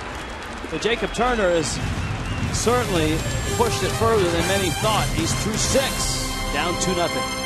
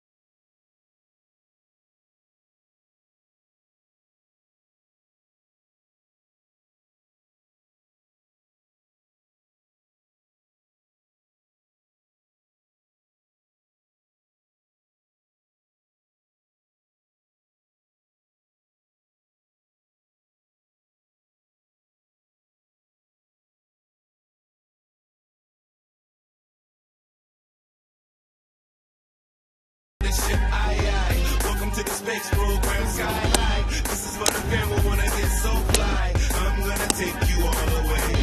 I am the captain of the ship, aye. Welcome to the space program, sky high. This is what the family wanna get so fly. I'm gonna take you all the way. 1 for the party, 2 for the good time, 3 for the get ready to rock and rip rhyme. This is the headline time, cause I spit fine. Check the mic, 1, 2, 3, and then I get mine. Blazing crazy, hotter than an AZ. It's good in the air, I'm so ready. Suckers never play me, time is money. Marlins Park tonight, the Indians and the Marlins. Along with Jeff Conine, Craig Minervini, Tommy Hutton, Rich Waltz with you. Zach McAllister has been dominant, and he goes into the 6th inning, having not allowed a hit. He gets Rob Brantley, the pitcher's spot. Juan Pierre is on deck, and then Christian Yelich. Missed with a fastball, missed with a changeup, and it's 2-0. Brantley bounced to second, his first time up. So 6 1/3 no-hit innings from Zach Wheeler earlier in the week, and so far 5 no-hit innings from McAllister, and that's into center field. Brantley has Miami's first hit. Well, and again, because Jacob Turner was able to settle down and keep it a 2-run game, every time the Marlins get a man on base, they get the tying run to the plate. Left a pitch up. Rob Brantley stayed on it.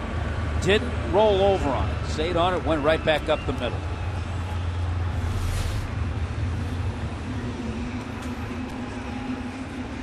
Juan Pierre first off the bench for Miami. Yeah, 96 pitches for Jacob Turner, but just 21 over the last 2 innings. Juan Pierre's got a couple of key base hits his last 2 pinch hit appearances. 4 for 12 this year as a pinch hitter. Yeah, he hit on Thursday, and a hit last night.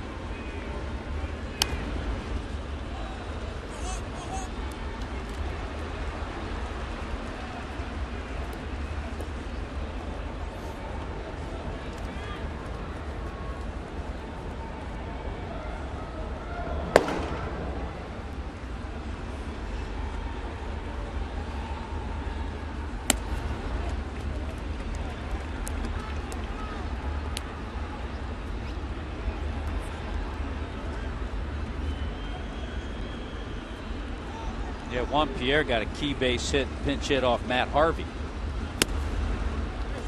to get things going in that 6th inning when the Marlins scored 3 runs.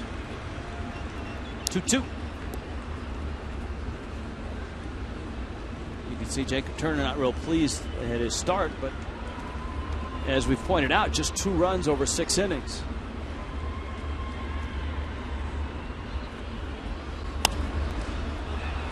Pierre pops it up back behind second.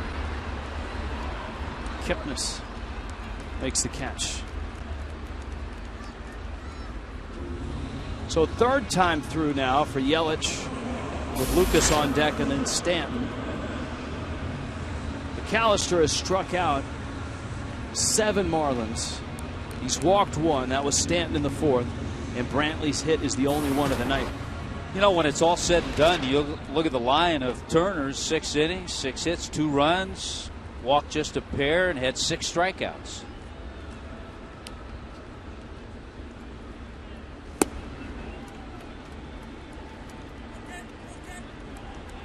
And that kind of start will keep you in a lot of ball games and keep your team in a lot of games.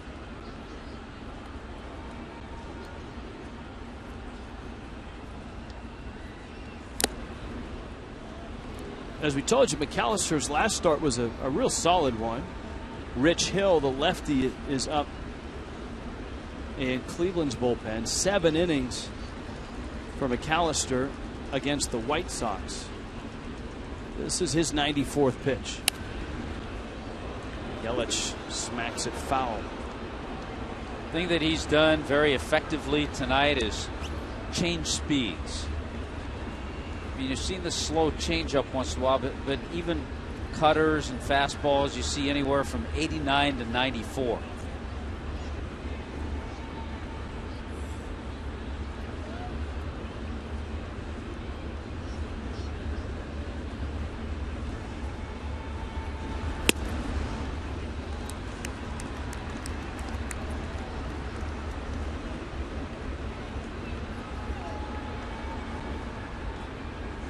Two and two.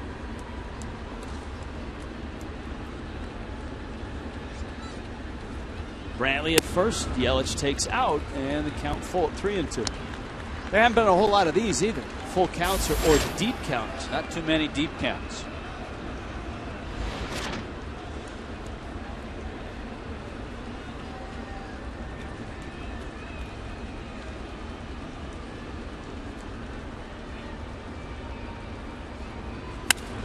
Yelich bangs one to left center field. That's well hit. That's deep.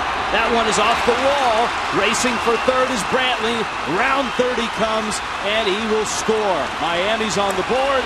Christian Yelich, his 3rd big league double, cuts the lead in half. 3rd big league double, 3rd big league RBI. And we see more and more how he has that nice swing into left center, drives the ball really well.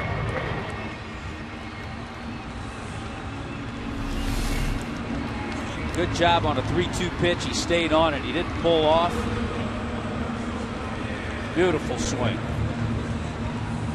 Bourne can't track it down. Brantley can't get there. But the other Brantley can score.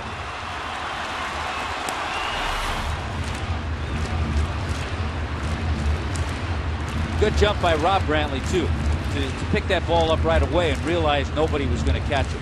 Mickey Callaway, a frequent visitor last night, is at the mound for the Tribe. Ed Lucas is the hitter. McAllister has been just dominant until here, the 6th. The Brantley hit, now the Yelich hit. Well, he's been tough on Ed Lucas, too. He's faced him twice. He struck out Ed twice.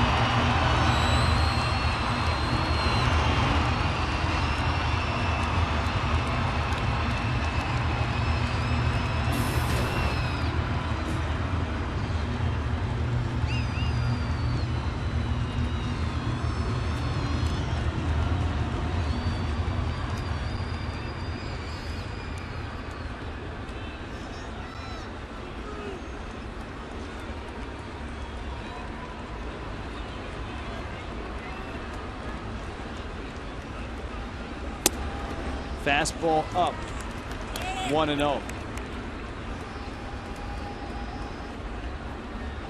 Well, a right-hander has joined the lefty in Cleveland's bullpen.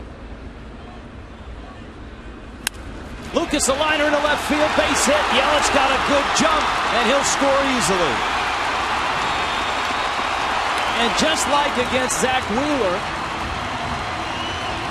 who had a no-hitter going into the 7th, lost the no-hitter, and then lost the lead, McAllister has done the same here. A no-hitter into the 6th, lost the no-hitter, lost the lead. Well, you lose the no-hitter, you lose the shutout, and he's lost the lead. And a good adjustment by Ed Lucas. Brings his hands in on that two-seamer that McAllister tried to run in under his hand. He adjusted, shortened his swing, and just like that, it's a tie game. I think the Indians are stalling to get the right-hander ready in the bullpen. Santana's out on the mound. Now he's coming to the plate. Well, I like the fact that Angel Hernandez got out there quickly, because he saw what was going on. Well, here comes Terry Francona. He's going to make the switch. This is what a sudden turn of events. No hitter into the inning. 3 hits later, it's 2-2, and McAllister's out of the ball game. Tribe goes to their pen. It's a Metro PCS call to the bullpen.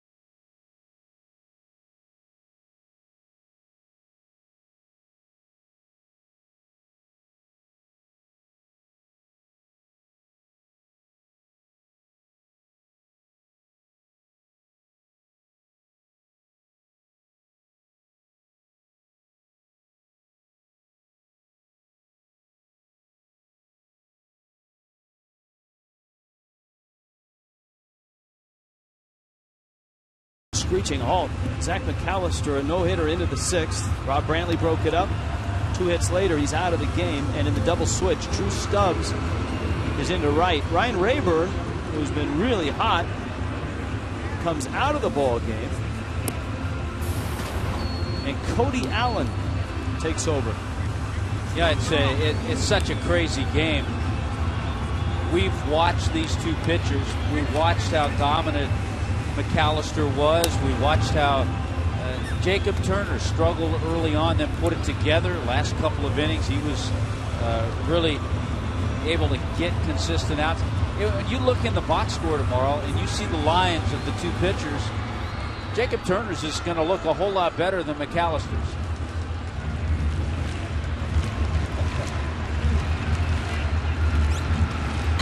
Cody Allen, one of those max effort guys. Good live fastball. He can get it to mid to upper 90s. Stanton. There's your mid 90s. It's 0-1. Stanton has seen a lot of fastballs tonight.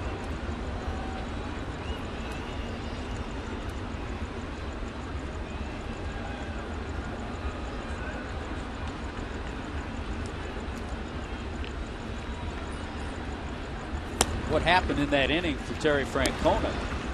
Remember, we saw the left-hander getting loose. The left-hander, he was getting ready for maybe a matchup with Logan Morrison. And then when things unfolded so quickly, he got the right-hander up and had to buy a little time. Stanton struck out and walked.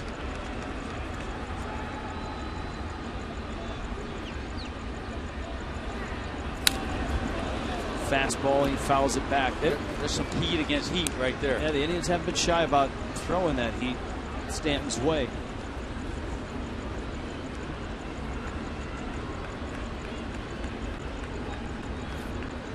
Well, the interesting thing about having the lefty up for Morrison is he's no longer up.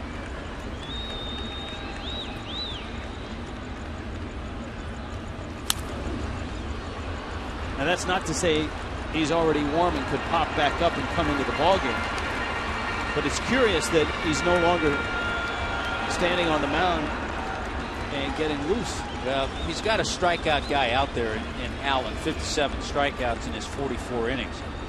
His other pitch you just saw is that big power curveball.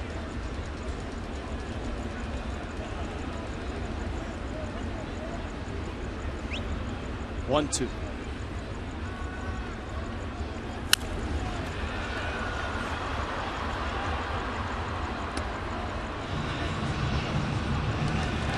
So there's Morrison. Looks like he'll get an at-bat against Cody Allen if Stanton stays out of a double play here. Just like that, Jacob Turner's off the hook and actually has a shot if the Marlins can go ahead here to be the winning pitcher.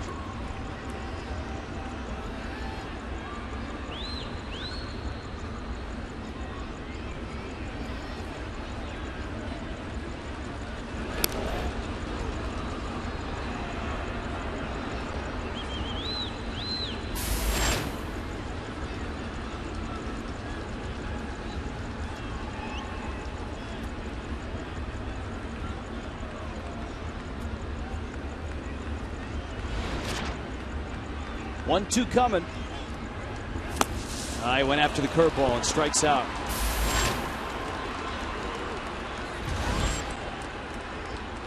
Add to that strikeout total you talked about. There's that big power curveball that Allen has. He'll put hitters away with that, or he'll go upstairs with that 96, 97 mile an hour fastball.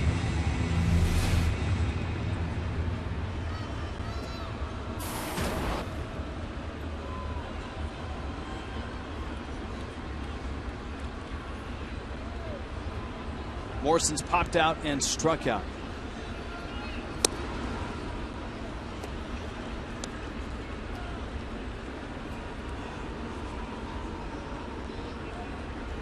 A couple of Lomo's big hits last night came with 2 out. 2 for 2, 3 RBIs, 2 outs last night. The struggles against lefties a mystery because that's never been Morrison's profile. Always coming up in the minor leagues. In his first season in the big leagues, he hit lefties pretty well.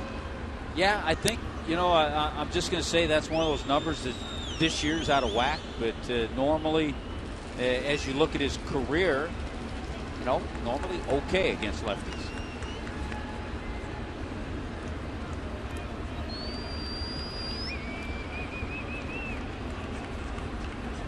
Two and 0.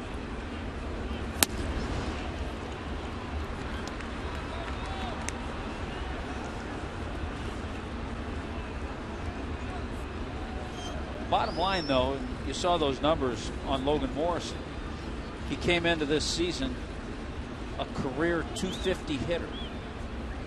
And in my mind and in my opinion, he's a better hitter than a 250 hitter.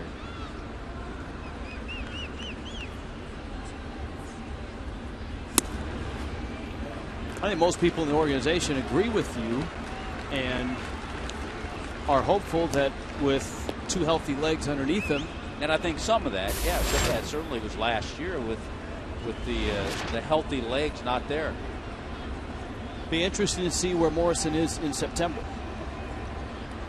Remember, he joined the ball club in June, coming back from that second knee surgery. Lucas still hanging around at first.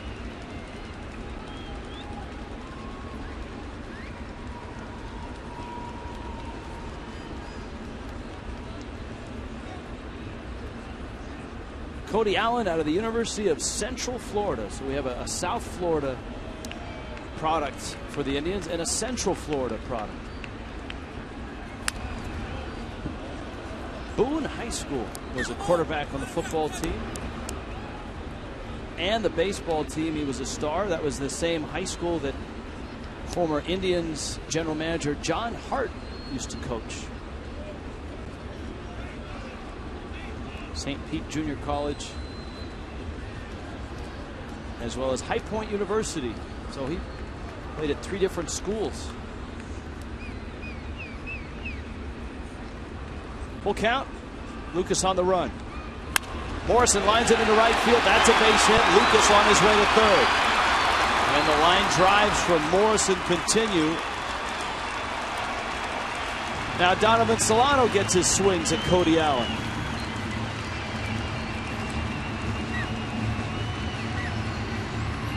That's amazing, too. This is a guy you don't mind up there. There's that high fastball, but 3-2, you're ready for it. And that's exactly the kind of swing you want to see when you have a good idea you're going to get that fastball. But Donovan Solano, over the last few weeks since he's come back, you don't mind him up in this situation. You know he's going to give Allen a good AB.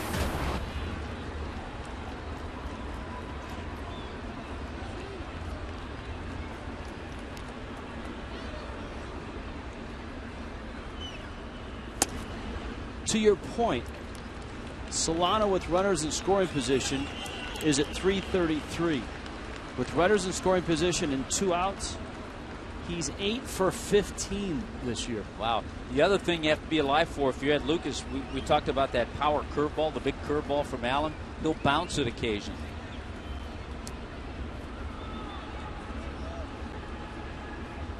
Like there's that. There's the bounce. He's got a pretty good catcher behind the plate, though, sliding out and blocking that ball. He has a pretty good guy to help him over there on the bench, Sandy Alomar Jr., too.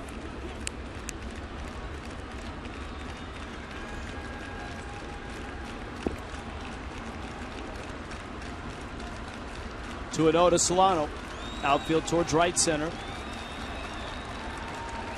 Lucas at third, Morrison at first. Cody Allen, 2-0.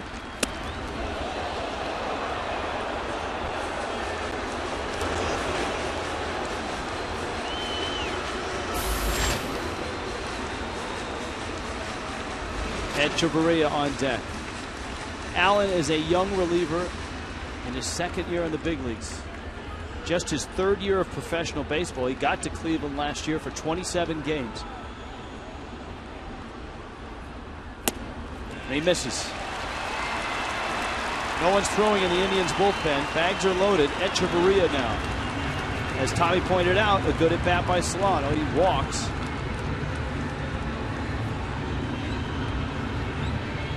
Mickey Callaway right back out. One, the nice thing we saw from Echeverria last night, 3 for 5 night, but 2 of those 3 hits drove the ball well to right field, and that's what we saw him doing a whole lot when he was really locked in.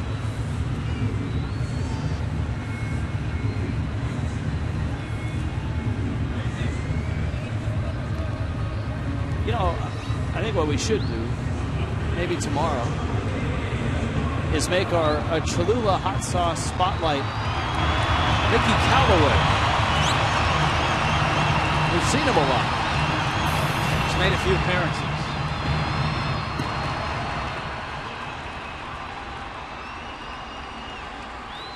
Here's Echeverria. It's popped out, bounced out.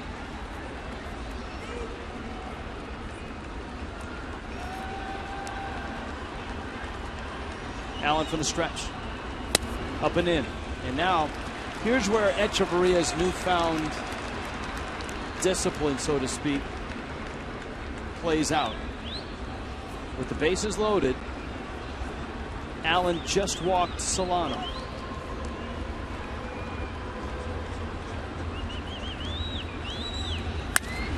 Liner, center field, well hit. Bourne is there, and he makes the catch.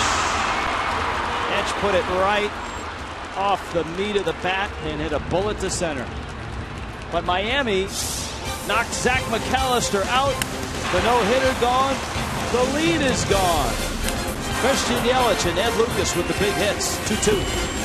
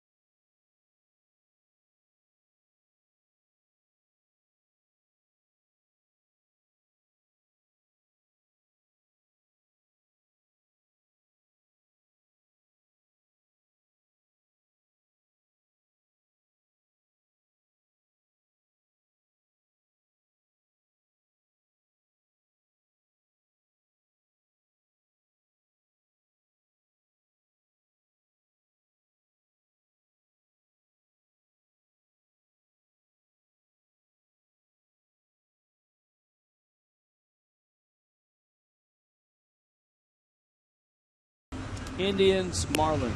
Get ready for Fox Sports 1, America's new 24-hour sports network. Fox Sports 1 will be your home for great live sports, all the news and highlights you want, shows and specials that only Fox can bring you. Fox Sports 1 coming on the 17th of August.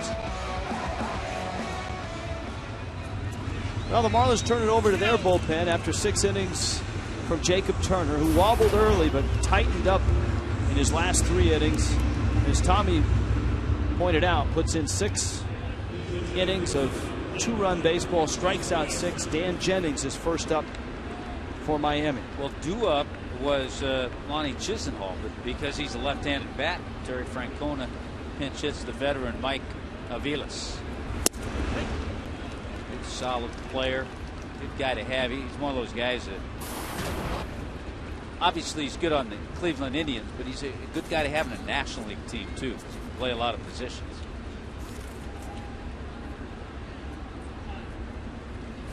Aviles takes low and inside. Aviles is now 32, his longest run with Kansas City. Terry Francona got to know him for half a season in 2011 with Boston, full season with Boston. Fly ball, left field. Yelich is there. And you know what? That one's probably off the Green Monster in Boston, too. And so Aviles. Or even better, it might have been in the monster seats.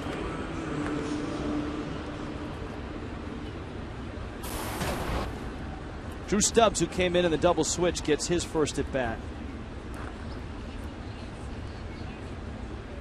Stubbs last night was 0 for 2 with a pair of strikeouts. Promising young player in Cincinnati, but never really could put it all together. He was a guy, Rich, that because he struck out way too much, he never could be that on-base guy. Has speed to steal bases, but just didn't get on base enough. That one gets by Lucas, and it's into left field. He's on base here. Yeah, you're right. His slugging percentage dipped each of his last 3 years in Cincinnati. That's why they went after Shin-Soo Choo. Right, who was a Cleveland Indian. Stubbs part of that 3-team deal, which included the Reds, the Indians, and Arizona. D.D. Gregorius part of that trade, going to Arizona.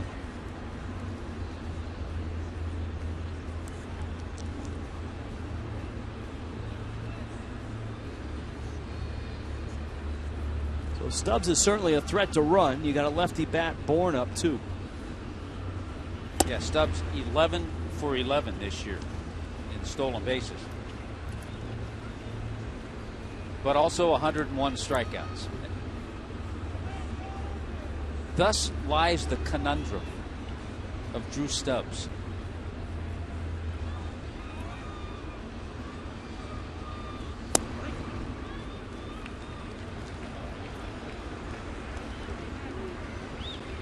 Bourne negotiating right now with Angel Hernandez. I don't think he's going to win that negotiation, but he has a case.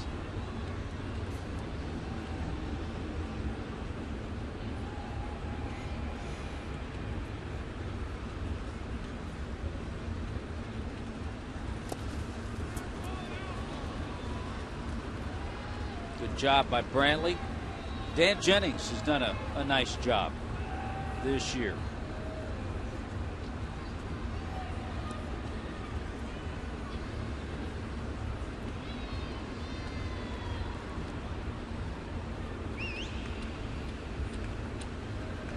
Two and one.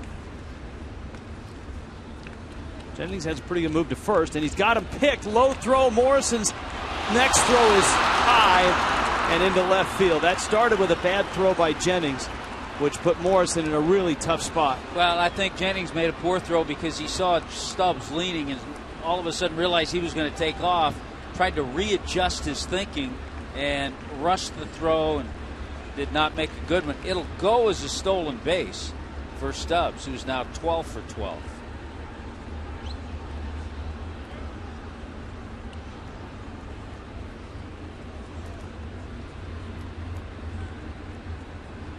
Now the Indians with a runner in scoring position and one out.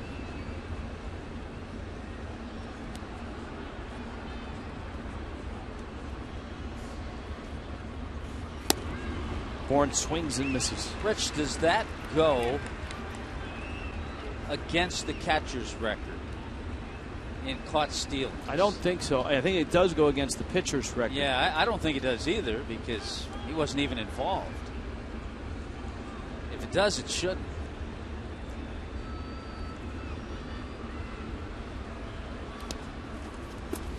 Sounds like Rob Brantley needs a good attorney.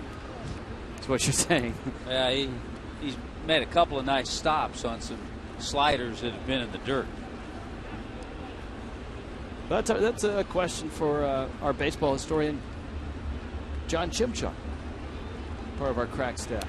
I know Jimmy's got people in place that he can pilfer for. It's always good to have people. Information like that.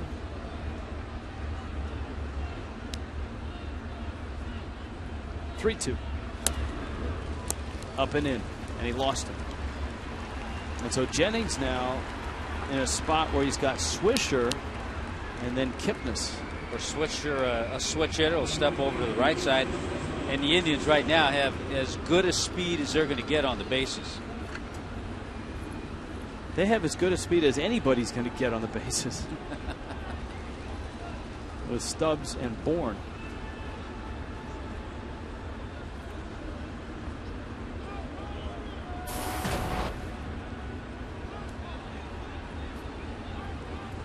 Swisher. Now, we were talking earlier about Swisher peeking up before each pitch comes to the plate. Help from our crack staff, and not our crack staff present, but crack staff on Twitter pointed us to the story of his grandmother and grandparents after the divorce of his parents helped raise him.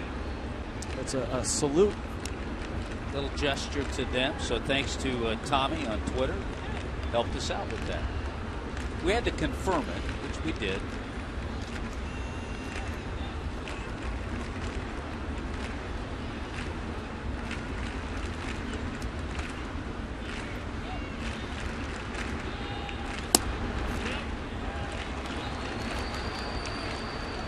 Two and 0. Dan Jennings getting himself in trouble by falling behind. Miami's bullpen very active right now.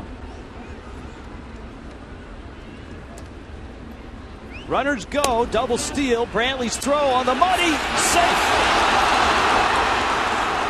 Wow. Here comes Mike Redmond to talk it over with Dana DeMuth. That's a big, big call.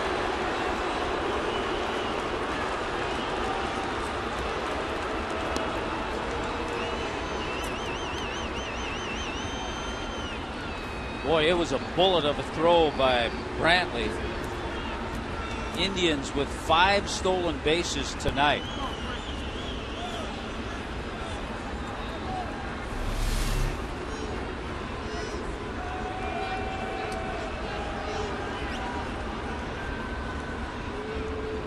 I think the call was correct.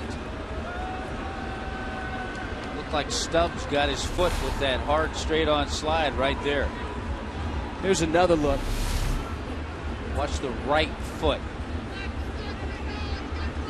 He's in. Yeah, he's safe. That's the difference. That slide as opposed to a head first, where you might slow up a little bit. Where if you are in that head first slide, the third baseman can get down a little bit with one knee. Yeah, we've seen Bourne use that feet first slide, and we just saw Stubbs use it. And now the infield has to come in against a veteran hitter in Swisher, and the count right now is 3-0. And I'm guessing he's going to have the green light here. He's experienced enough of a hitter that you can do that with him. So you have to be careful with this pitch. This has not been the norm for Dan Jennings this year.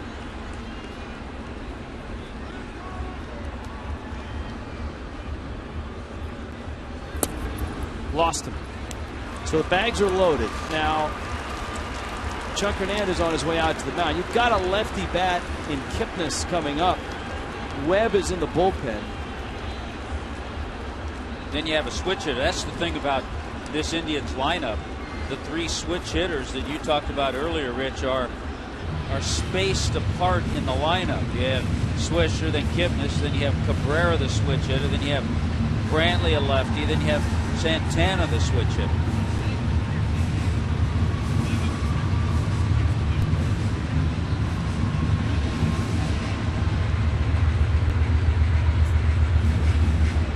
Miami obviously looking for a ground ball here.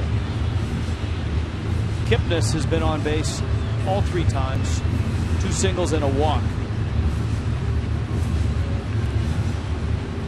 On the back end of that double steal, Michael Bourne picking up his 3rd stolen base tonight.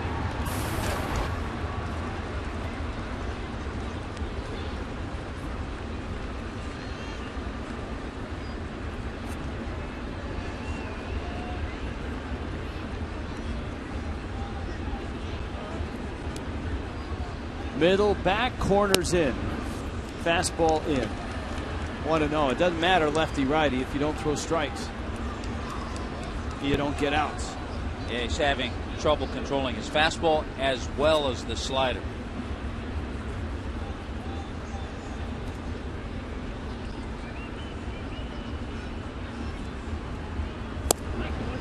At the knees, gets a strike.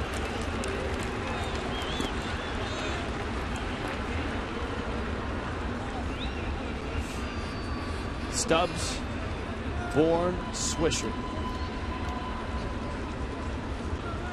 Echeverria and Solano are back for 2. And the Indians with Kipnis up. Not an easy guy to double up either.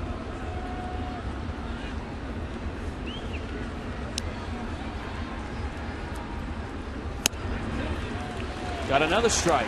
1-2.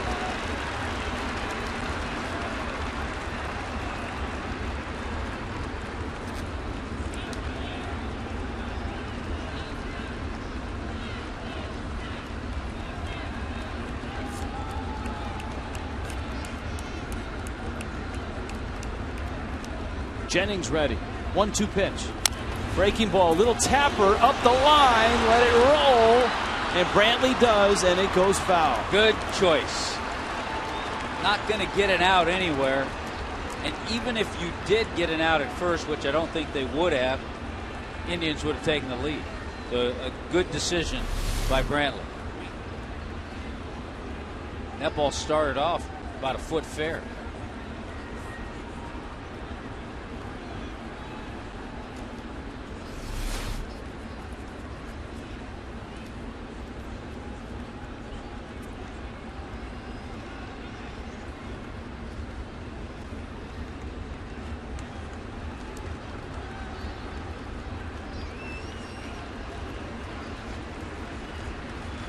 Jennings. 1-2 again. Liner in the center field. That's a base hit. Runner coming home. Marisnick's throw to the plate is not in time. Safe is born. Here comes Redmond out to argue again.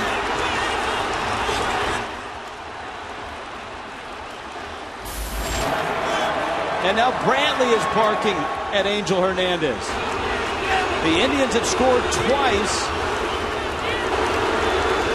Boy, another tremendous throw by Jake Marisnick, who throws with ease, but the ball gets there in a hurry. And Redmond is close to getting a run right now.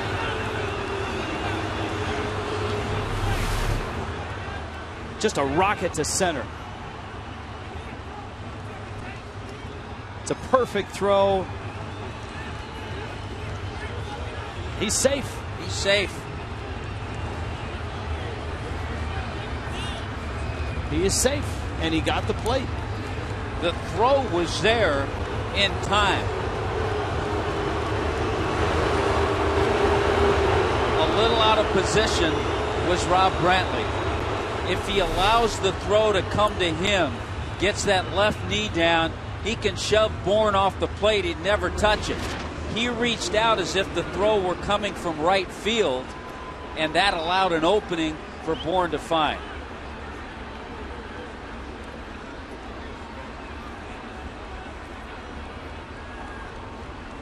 Here's what Tommy is talking about. See him reaching, and that doesn't allow him to get back in time to move him off the plate, and it gives him a nice opening to get that foot on the plate.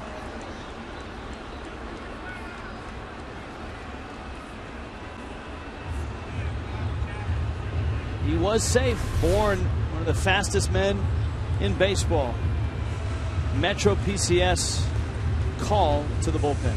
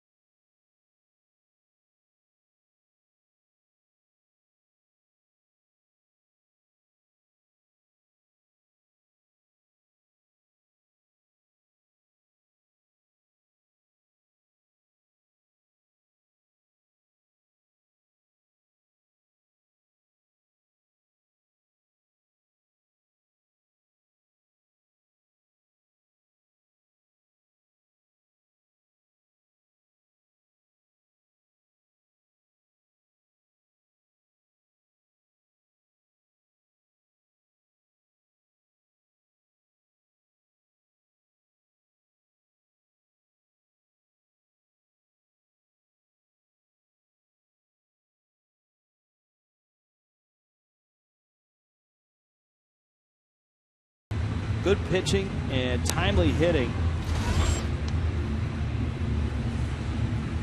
And have a 4-2 lead. Double switch, so Ed Lucas moves over to second base. Donovan Solano comes out of the game.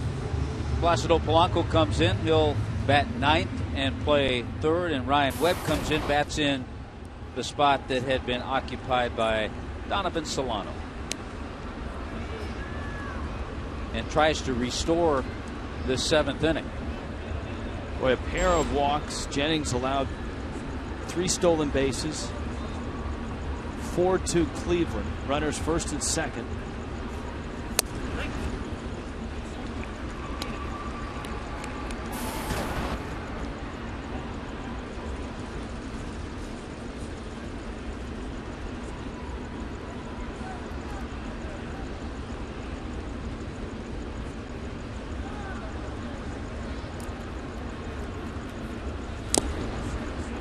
That one fouled at the plate.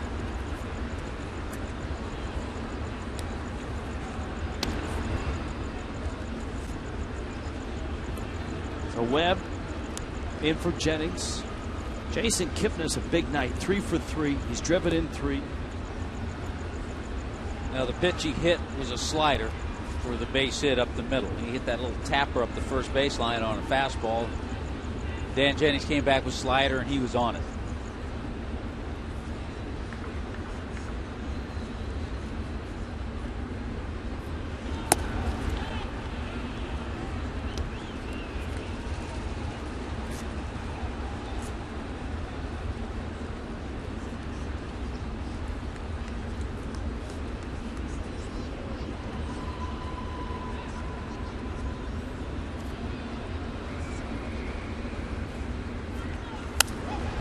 He went out of the zone, fouls it off. 1 and 2. 2 bang plays, and on replay, both were correct calls. Dana DeMuth at third, the tag of Stubbs, and then Michael Bourne at the plate.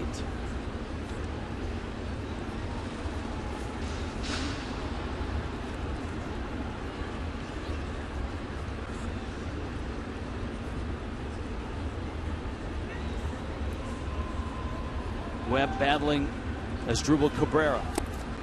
The Indian shortstop takes down.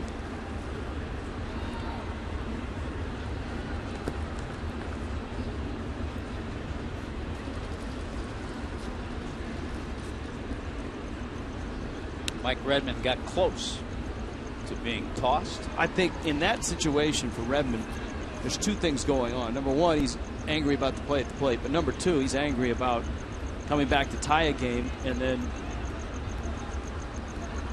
having it go up in smoke just like that on a pair of walks and 3 stolen bases. Well, we talked about Stubbs and Bourne when the Indians got all that speed on base and they took advantage of it.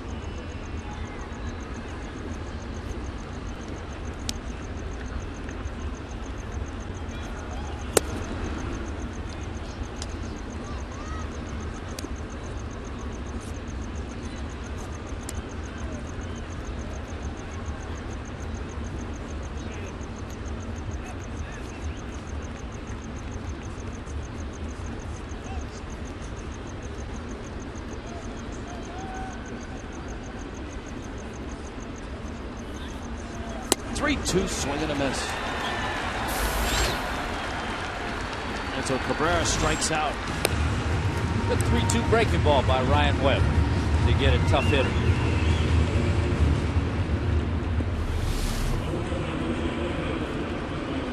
Backup slider. Struck out a good hitter.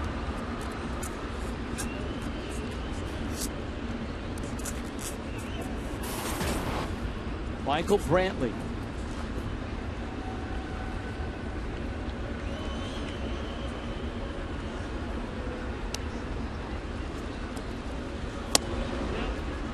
Brantley takes away.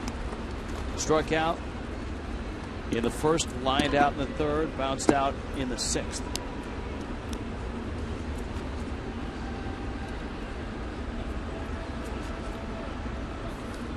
Kipnis at first, Swishers at second.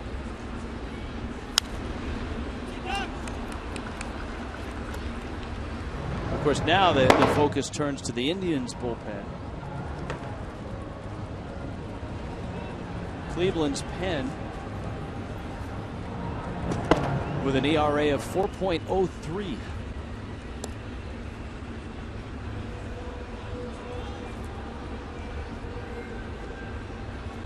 Their closer, former Hurricane Chris Perez.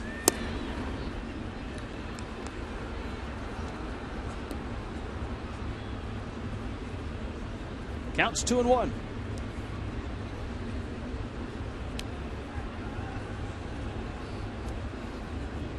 See that long stare by Ryan Webb. Pitch number 3. Called the ball.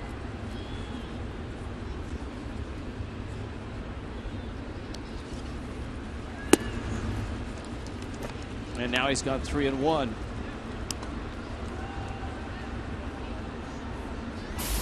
Switch hitting catcher Carlos Santana.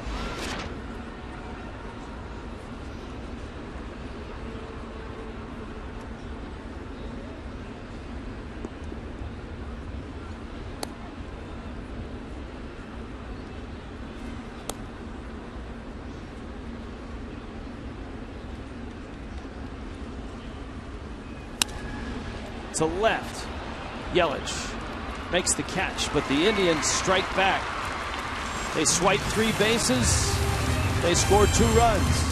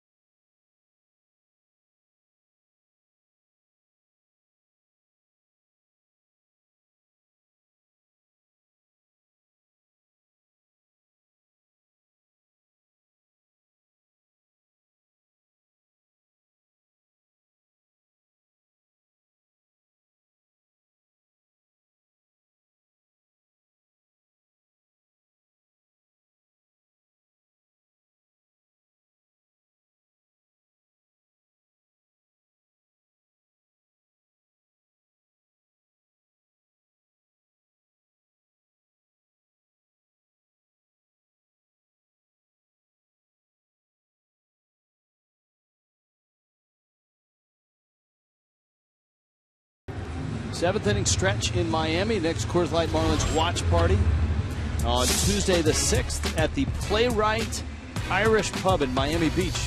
Marlins and Pirates at 7:05. You can win prizes and tickets to upcoming games. Meet Billy and the Energy Team. Enjoy Coors Light specials at the Playwright Irish Pub. Marlins.com for more information. Micah Vilas stays in the ball game at third base. Drag bunt, Marisnik. That's a fair ball, and the throw goes down the right field line. And Marisnik's on his way to second. 2 things happen there. The Indians are going to argue that it's a foul ball, but Santana picked it up and wanted to make the play. He picked it up in fair territory. That's exactly right. I mean, once Santana picks it up and makes a play, they wouldn't be arguing if he threw him out at first base. Now, Angel Hernandez was going down to talk to Dana DeMuth, but this is Angel Hernandez's call. He's right there. It's a foul ball. It's a foul ball. And he's looking right at it. It is a foul ball. He's calling it a foul ball. Now, it's the proper call, but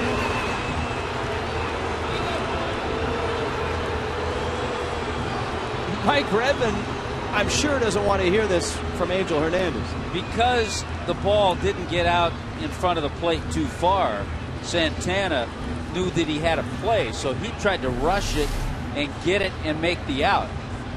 Well, by the time he got there, it spun just into foul territory. He's kind of blocking out Angel Hernandez, so at least the umpires got together and made the correct call. Absolutely, they got the call correct. And you're right, Santana was trying to take advantage and get to the ball and get the out because of the proximity of the bunt. So Marisnik swings and misses at a breaking ball. Good thought by Marisnik, though, to just try to get on base, let the tying run come to the plate. He saw Vilas, who just came in the game, was playing back a little bit at third.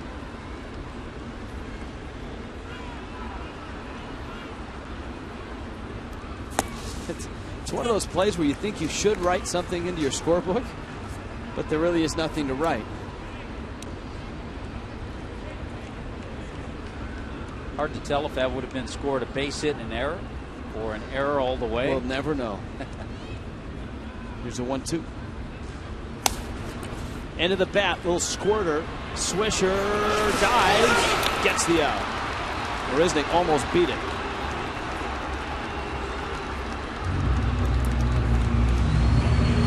Good job by Swisher. He knew with the speed of Marisnik that for him to flip it to the pitcher, he's going to make it a tough play. So his best bet, get there ahead of the runner, and he did.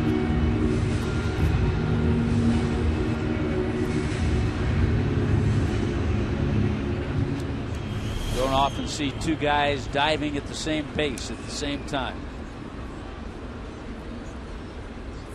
Now Brantley to face Allen.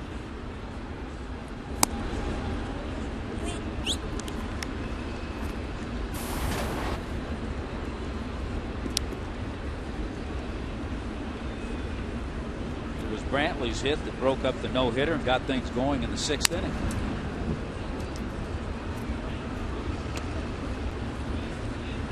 Ball and a strike.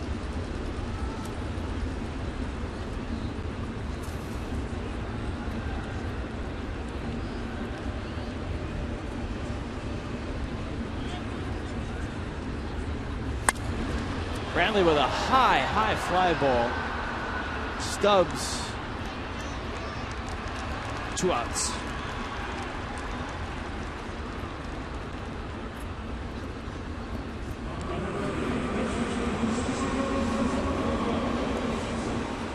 Polanco, who came in the double switch,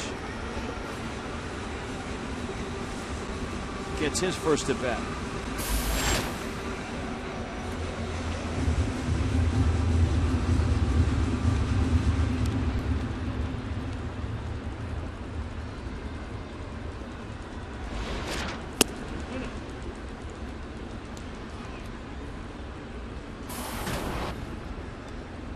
Oh and 1.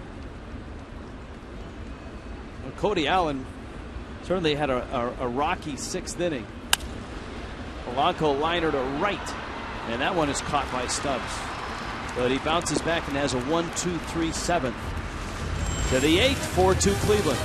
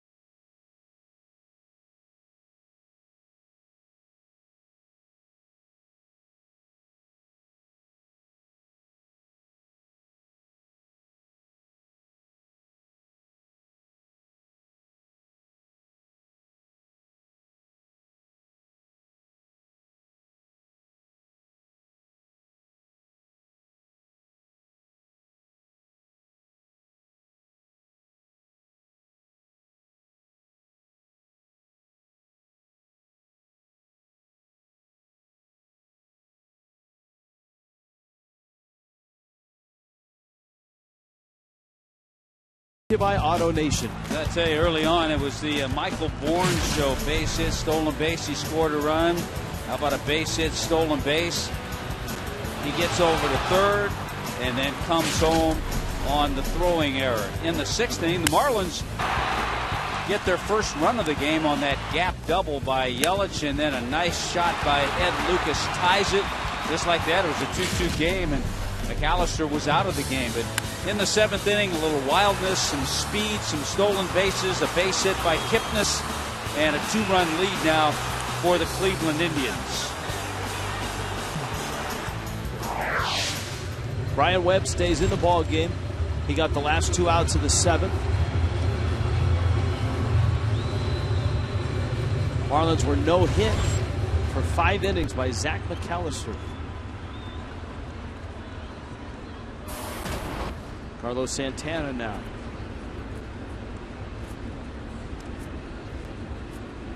Another start by Jacob Turner, where he gets a small amount of run support. The Marlins did score him a couple runs, got him off the hook for the loss.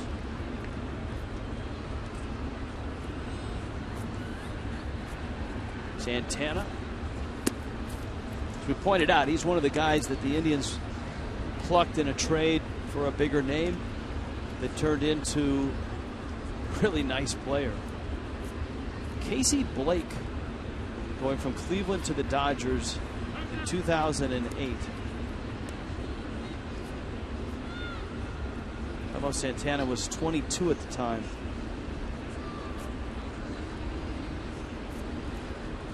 Indians like him enough to sign him to a 5-year contract through 2016. Casey Blake was a solid third baseman.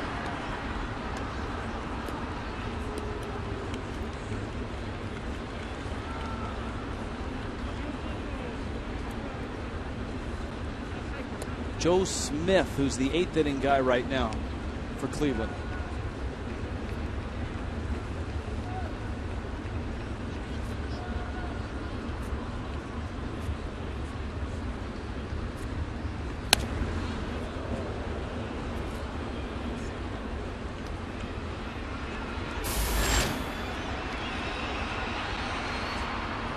Jason Giambi on deck.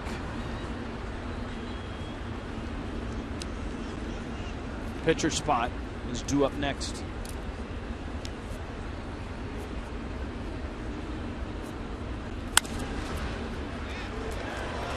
That's Lucas at second now. Hey, Jason.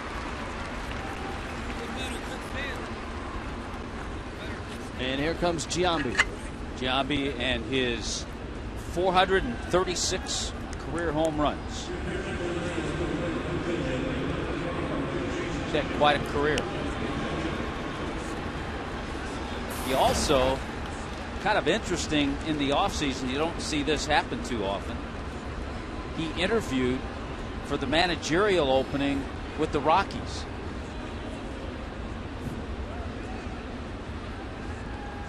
That's how much they thought of him in the clubhouse. Webb, a little shovel, and Giambi is out.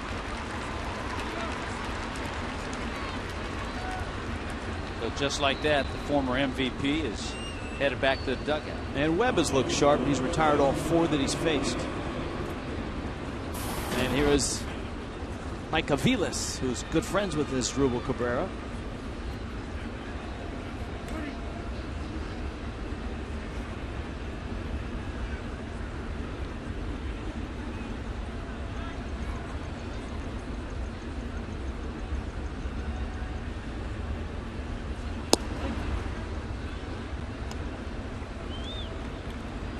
A strike to Aviles, his second at bat. He flied out back in the 7th.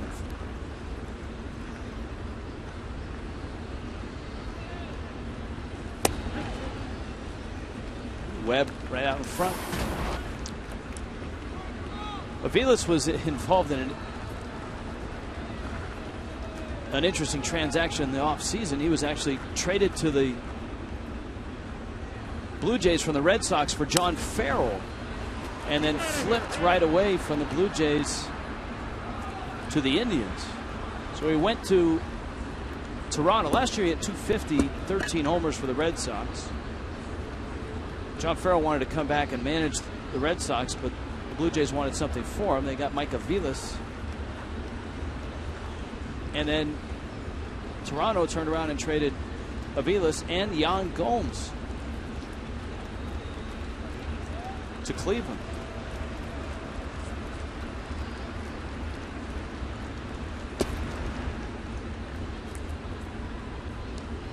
Not unprecedented to having been traded for a manager. Randy Wynn was traded from the Rays to Seattle in the Lou Piniella transaction. I want to say Manny Sanguillen went from Oakland to Pittsburgh. It was a Chuck Tanner deal. Surprised they never threw in like a pitching coach or a. Yeah, we'll make that deal. We'll coach. throw in the bullpen coach. We'll throw in a Jeff Orgelis.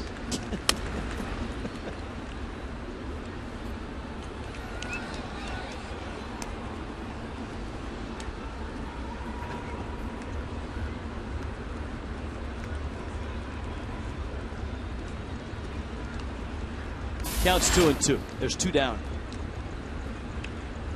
Top 8.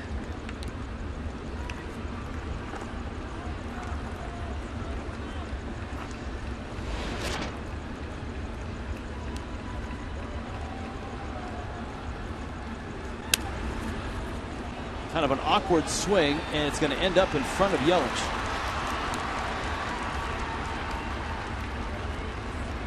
Talk about a guy getting his hands through. I'm not sure how Aviles was able to hit that ball. Yeah, every once in a while it happens. I mean, it's not a pretty swing. He didn't hit it solidly, but he just got his hands through enough. And had he connected and hit it sharper. Look at where he's stepped. That's clearing your hips and getting the hands through. Had he hit it on the nose, though, would have carried to Yelich in left field. I think if he hits it on the barrel of the bat, he hits it foul about 30 feet.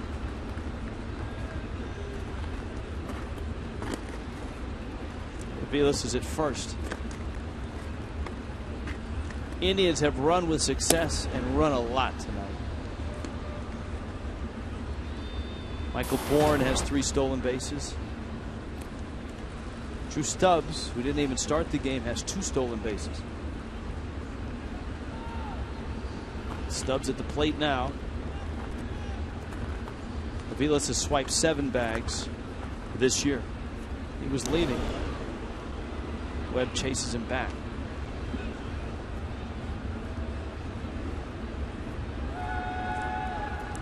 David Wright on the DL last night. Derek Jeter with a leg injury to miss the next 2 games for the Yankees.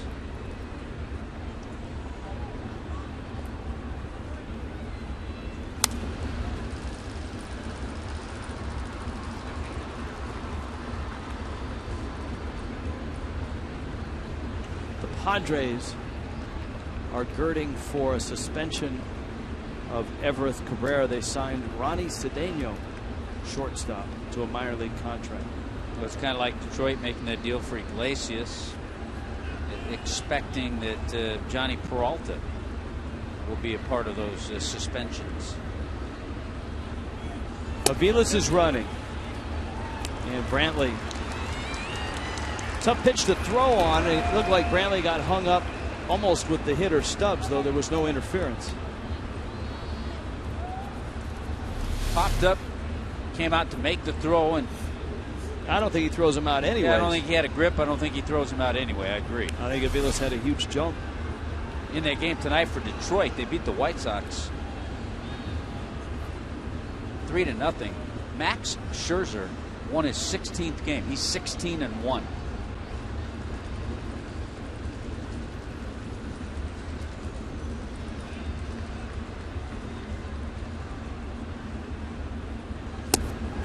And the rest of the American League Central is probably saying, just when Justin Verlander has an off year by his standards, here comes Max Scherzer at 16-1. So it looks like the Cy Young Award will come out of Detroit anyway.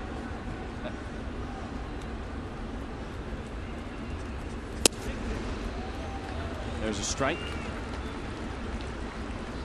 Can the Indians win the Central? Hashtag heck yes. Brought to you by AT&T UVerse.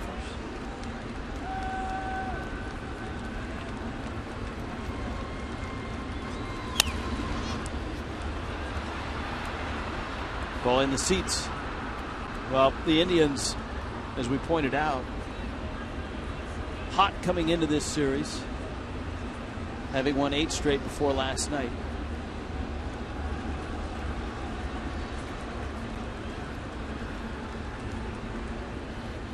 Cleveland needs to win this game to stay 3 back of Detroit. 6 stolen bases tonight.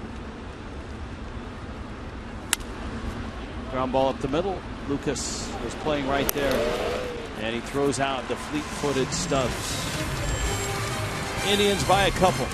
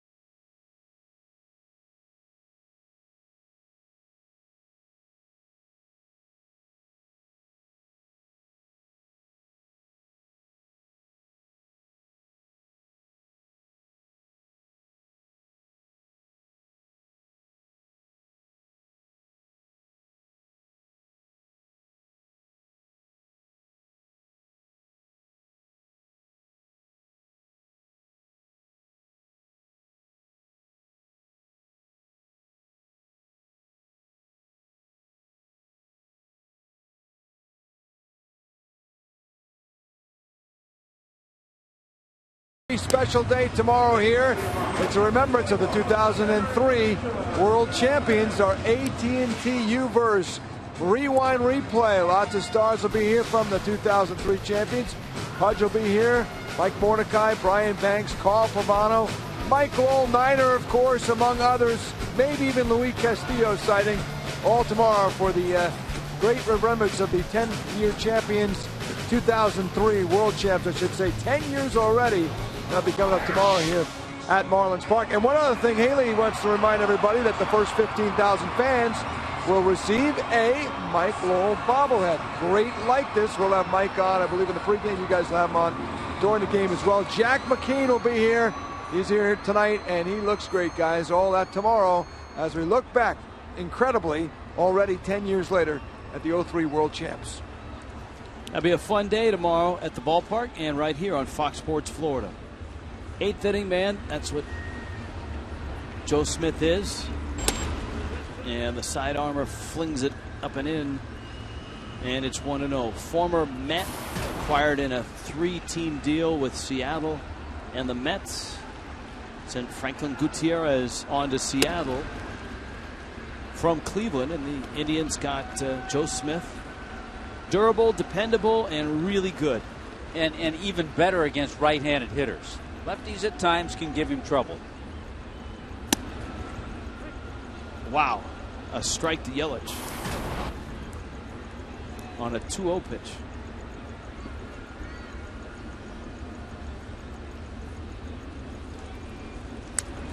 Yelich fouls it back. See, number 3 makes you swing at number 4. Because if you figure, well, he's going to call number 3 a strike, I better swing at the next one. So Joe Smith, a veteran pitcher, went right back out there. That was on a 2-0 pitch. Yeah. So now the count's 2-2.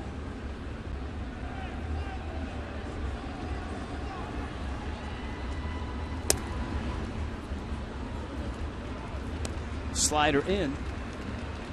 It's 3-2. More than likely, he'll go back to that submarining sinker down and away. Ed Lucas, Giancarlo Stanton, Logan Morrison. High pop. It's Brantley out there, and he makes the catch.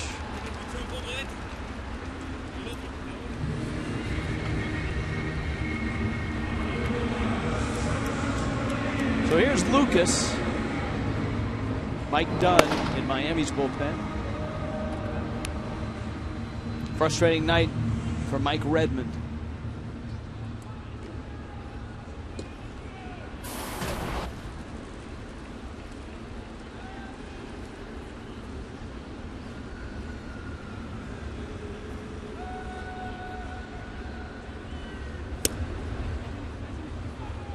Lucas drove in a run in the 6th.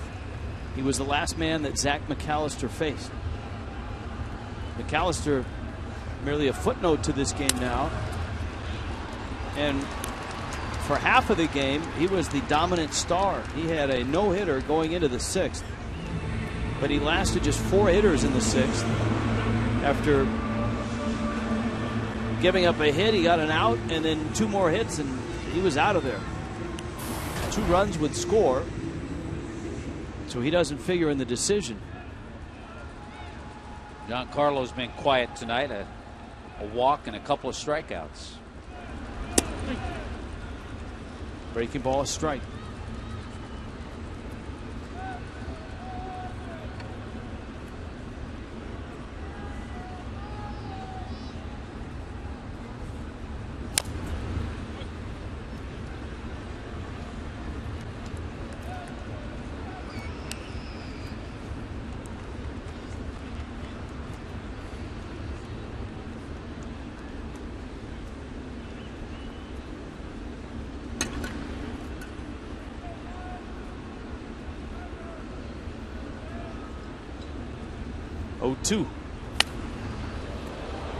The bat and the ball fly out to third. And Aviles makes the catch. The bat lands safely. Stanton is out, and that's what Joe Smith does. He just gets out. And he got 3 of them pretty quickly there. 4-2 Cleveland.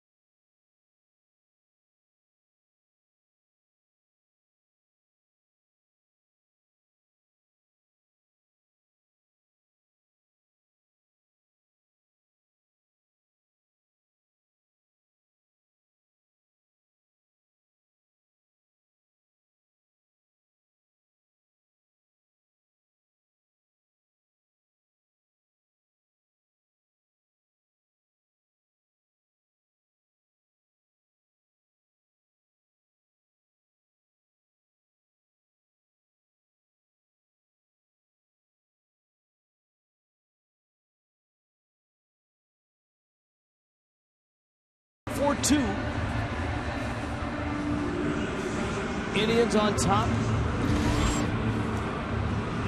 Mike Dunn trying to keep it at 2 runs and give Miami a chance to come back.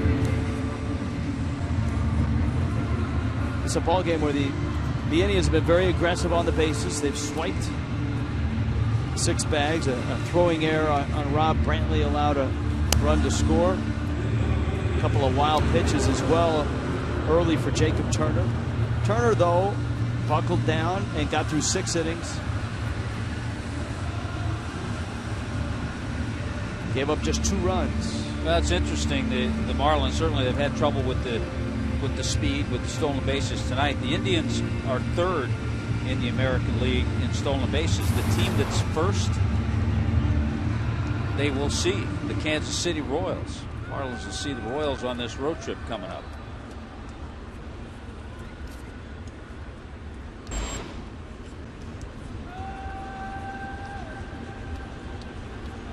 Michael Bourne has been in the middle of everything tonight. It was Bourne who singled in the first, stole a bag, and scored on the Kipnis hit. It was Bourne on an infield hit who stole second. When he was running to third, Brantley's throw on a wild pitch ended up in left, and Bourne would score. And then Bourne walked and was part of that wild 7th inning with another stolen base. He and Drew Stubbs pulled off a double steal that helped set that 2-run inning in motion. So the Indians have really utilized their speed well tonight.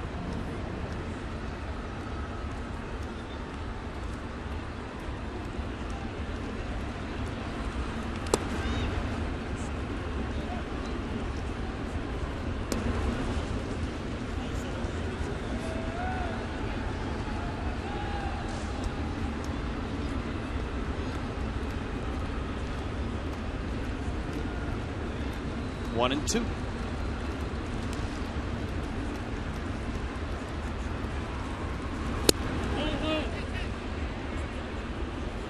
No swing. Dana DeMuth at third.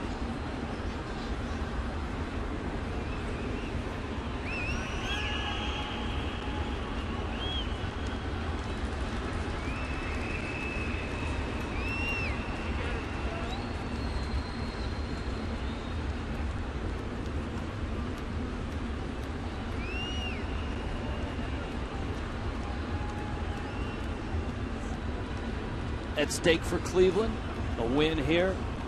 They stay 3 back of Detroit. Yelich, foul territory, and I'm sure for Christian Yelich, still getting used to this ballpark.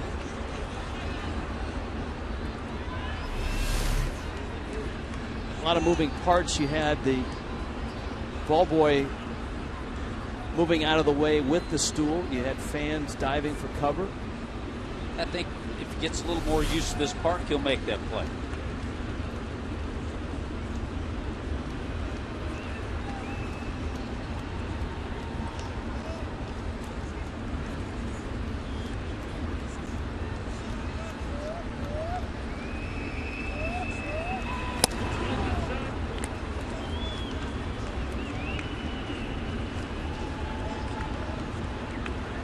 Mike Dunn was out in front 0-2, and now the count 3-2. Nationals shut out Milwaukee. A much needed win for Washington. They're 2 under 500, 3-0 the final.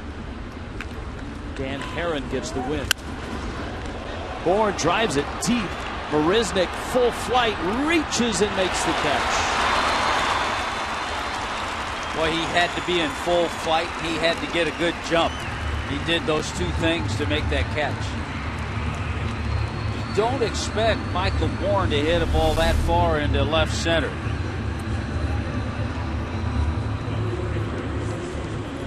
Nice job. Nice job in center field tonight by Jake Marisnik. A couple of terrific throws and tracking that ball down.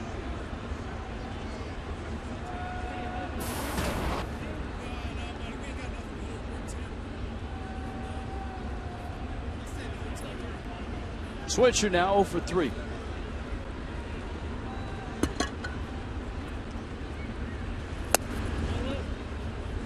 Yankees are in an odd place tonight. They're in San Diego. Yeah, they got beat by the Padres last night. They beat CC Sabathia.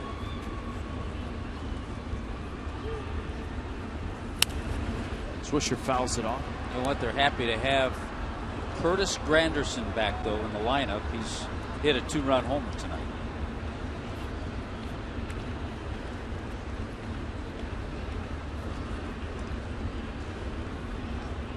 The Reds have kept Daniel Descalso in the ballpark. 8-3 Cincinnati leading St. Louis in the top of the ninth.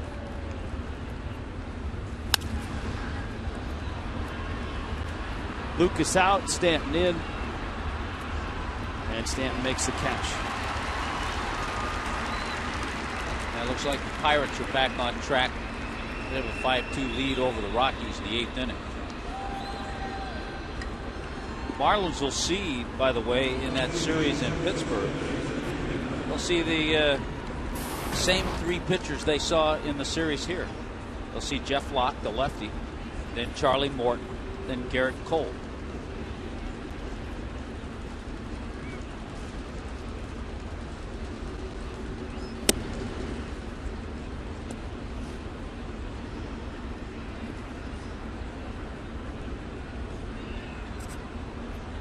Kipnis, 3 for 3, a walk, 3 RBIs.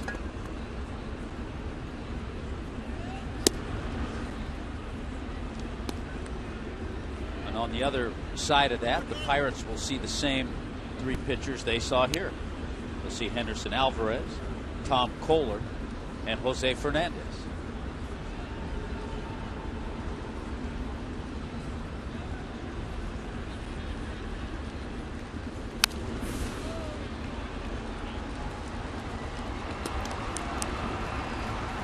Pirates tonight are home and winning 5-2 in the 8th over Colorado. Gabby Sanchez has driven in a couple of runs. Jose Tabata with a home run. That's a Francisco Liriano start. And boy, has he ever turned it around.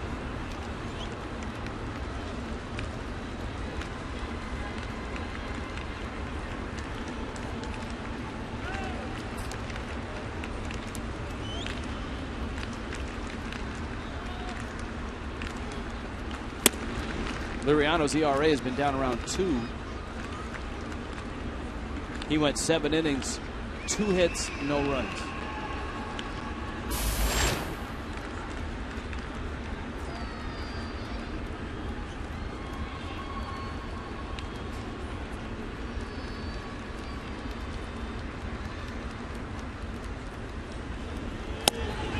Struck him out. Kipnis goes down on a breaking ball.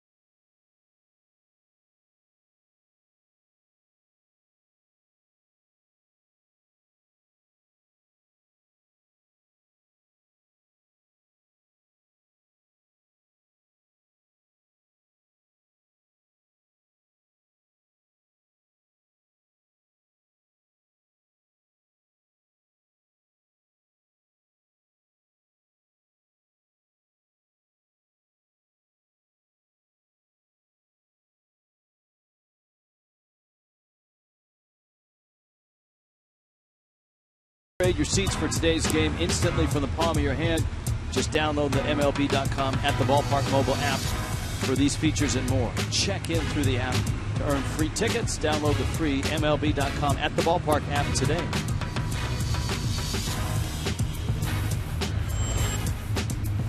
Ford 2. Cleveland on top. Chris Perez enters the ball game, and the former Miami Hurricane, native of Bradenton,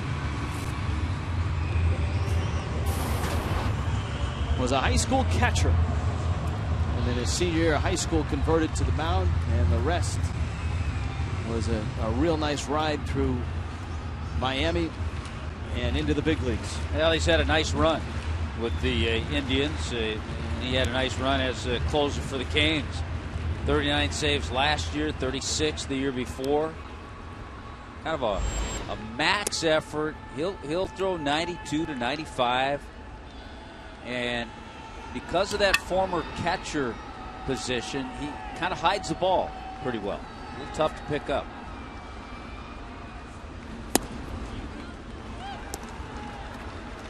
Morrison takes down low. It's 2-0. And as his coach told us yesterday, Coach Morris in the house, he said Chris Perez will probably, when he comes into a game, get the tying run in scoring position, but he'll get the job done. He said he did that in college too. Well, Morrison, Dobbs is on deck. Perez gets a strike. Then Echeverria. If any should reach, Jake Marisnick, Rob Brantley.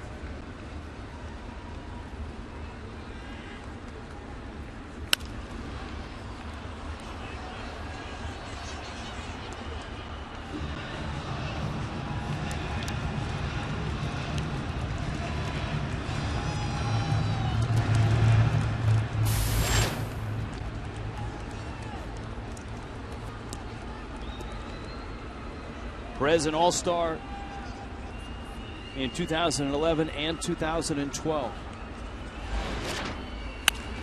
Morrison a slicing liner in the gap, left center field. That should get it started.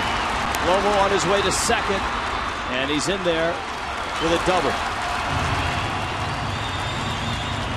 Well, as you said, I think after his base hit in the sixth, the line drive just keep coming off the bat of Logan Morrison, and that was vintage. Driving that ball sharply into left center field. 2 for 4 tonight, 4 for 5 last night.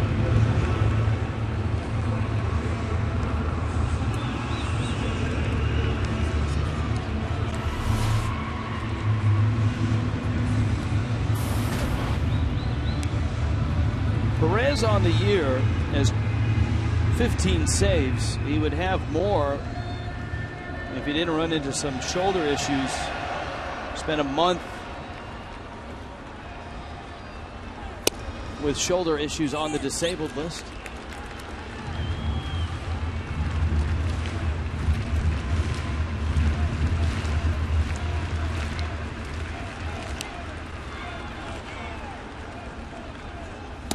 That's way outside. Having trouble with the slider.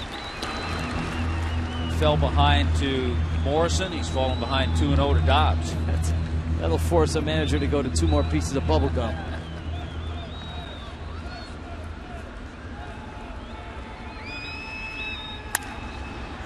Dobbs reaches out, lines it foul.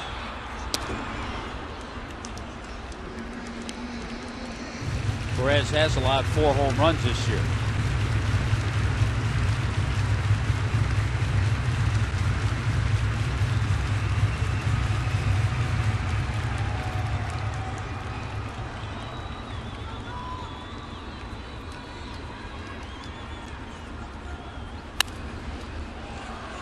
Comes back and gets 2 strikes on Dobbs.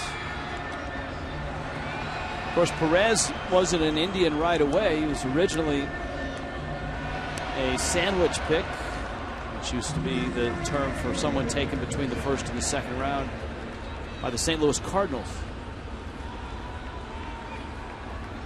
Got to St. Louis in 08 and 09.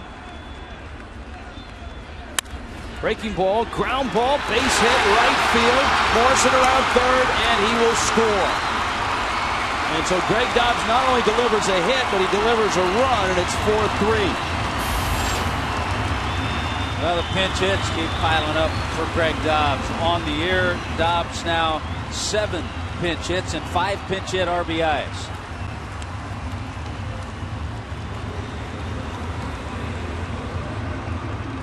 So the two left-handed bats have hits against Perez.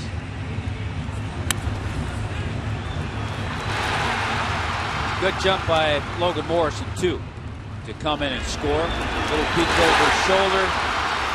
Gets a green light from Joe Espada. Echeverria bunts it.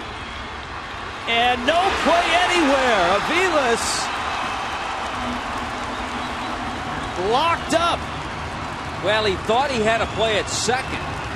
I'm not sure if he just didn't have a good angle or if he didn't think there was anybody there covering. And then once he held the ball and looked at first, it was too late. Good bunt by Etch. Cabrera's there. As Drupal Cabrera was there, all of a sudden he just changed his mind and realized he didn't have a play. So a good jump by Dobbs. Here's a look at it. Watch Dobbs.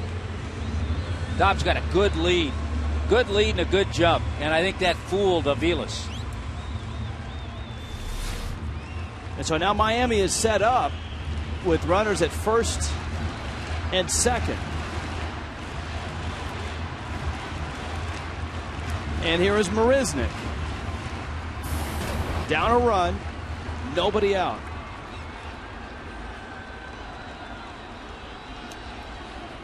Perez. Marisnick squares. He bunts. Perez to first gets the out. Now, we'll see what the Indians do here with Brantley coming to the plate. You got Polanco on deck. Tying runs at third. The winning runs at second. The play by Echeverria, sacrifice and a fielder's choice, and a sacrifice bunt laid down by Marisnick. So the Marlins getting some little things done in this inning.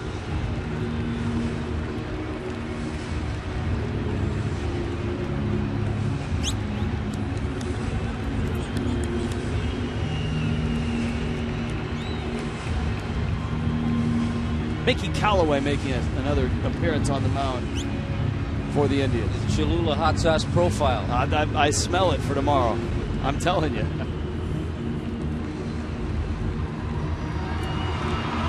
It'd be interesting to see how the Indians defend this.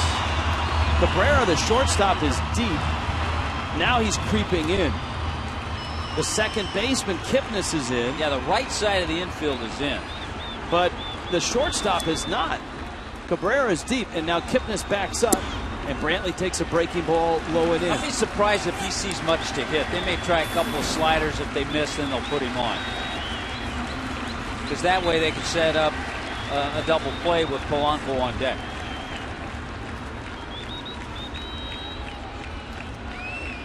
Here's the 1-0. Ground ball first.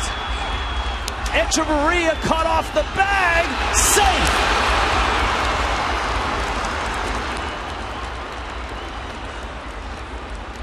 Wow.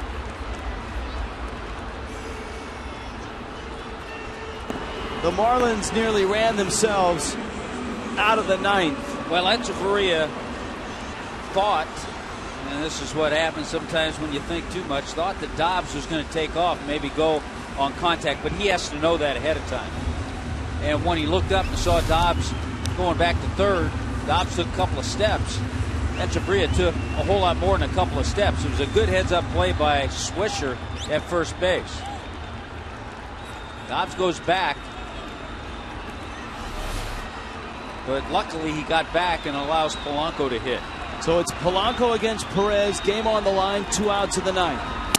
Fastball, strike one. Polanco's not easy to strike out, and he's not easy to walk.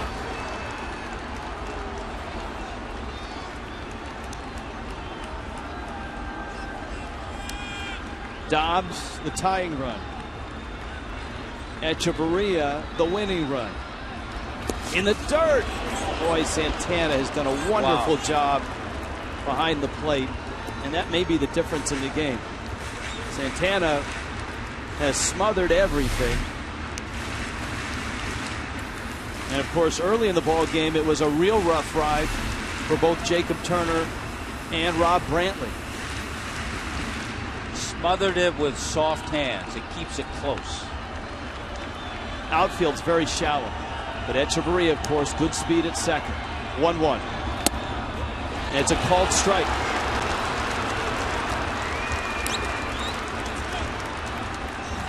Wow. Look at the first pitch, which was a called strike. The bottom line, Angel Hernandez established his strike zone early, and it's all over the place. 1-2.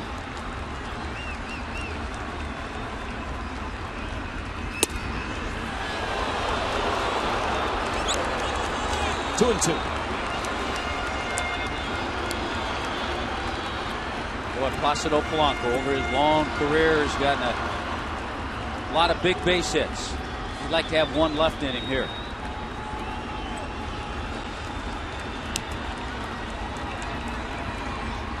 Breaking ball, lined left center. Bourne races and makes the catch. And the Indians win the ball game, 4-3. Well, you were right about Chris Perez. He got not only the tying run on, but the winning run on. And he nails down the save with some help from his speedy center fielder. 4-3 the final. Cleveland wins it.